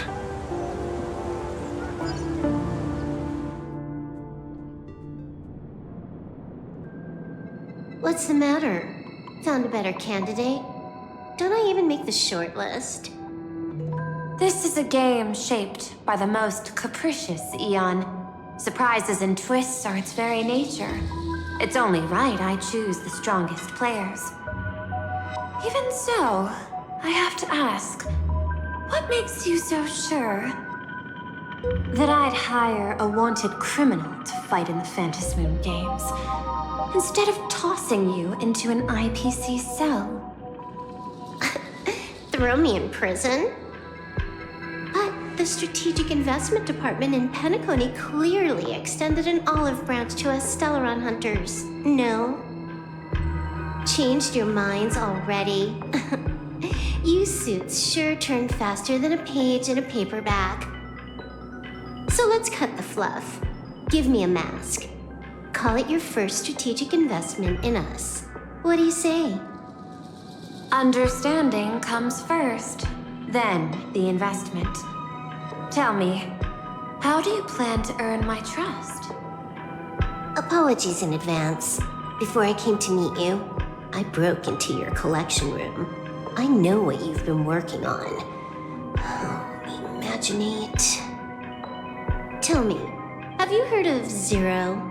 Greatest hacker and most feared player in all of Punk Lord? Some say she's an emanator of elation, while others say she enters the dark zone created by Mythos, as if it were her own backyard. She caused Punk Lord's data meltdown and infected IPC branches in 28 segmenta, isolating them from each other. Most information about Zero is half true, half false, much like the rumors surrounding you Stellaron hunters.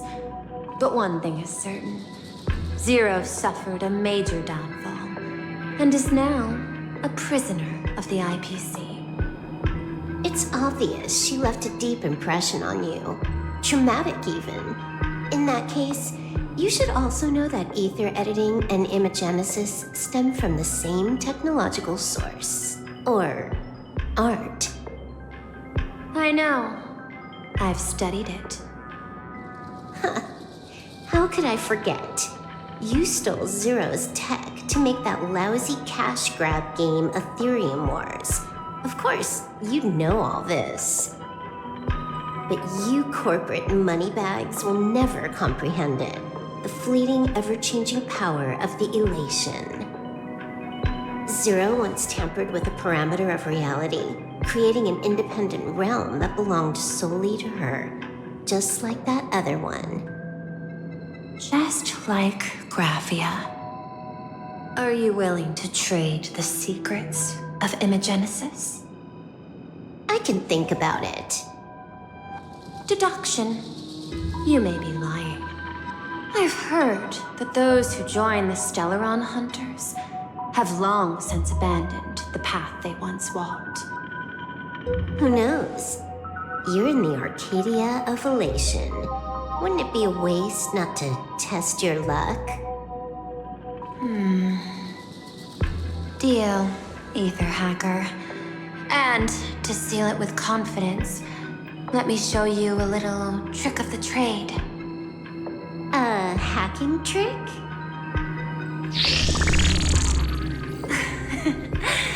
Not exactly professional. Negotiating while soaked in a bathtub. I took one of your data slices. This will help us have a more honest conversation. How did you do that? Because I've studied you, including that cyber battle between you and that genius Schoolum. I even logged into all 76 of those banned accounts. I scattered just enough data breadcrumbs online for you to sniff out, leading you to the Ashen Detective. I even let you stroll through my collection room to explore as you pleased. Miss Silverwolf, a word of advice. Don't treat that mask like some 10 Stoneheart's investment in a Stellaron Hunter. Just think of this deal as something private between you and me.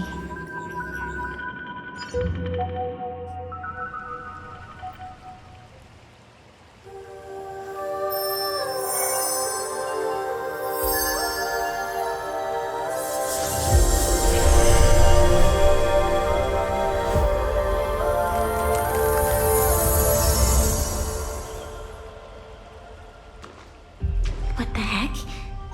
I just blinked and suddenly half the supplicants are wearing masks?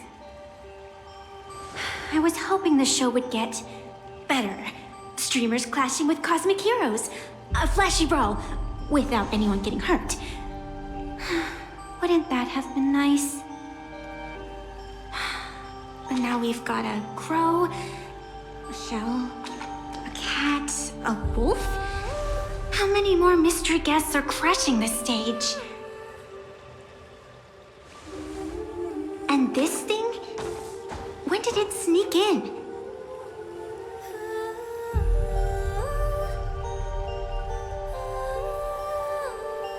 In the end, everything always spirals into the abyss. But you're the rare exception. Your first battle wasn't bad for a greenhorn protagonist. Since you came out on top, let's wipe the slate clean on that doom-filled oath. Who knows if the owners of those masks will become your friends or opponents? Or maybe one of them will bring about that terrifying future I saw in my dreams.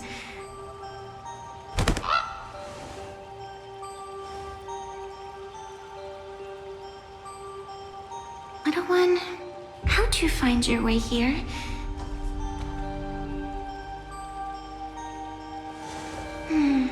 The supplicants in this Fantasmoon games really caught me by surprise. Why don't those people in the Go Home Club go...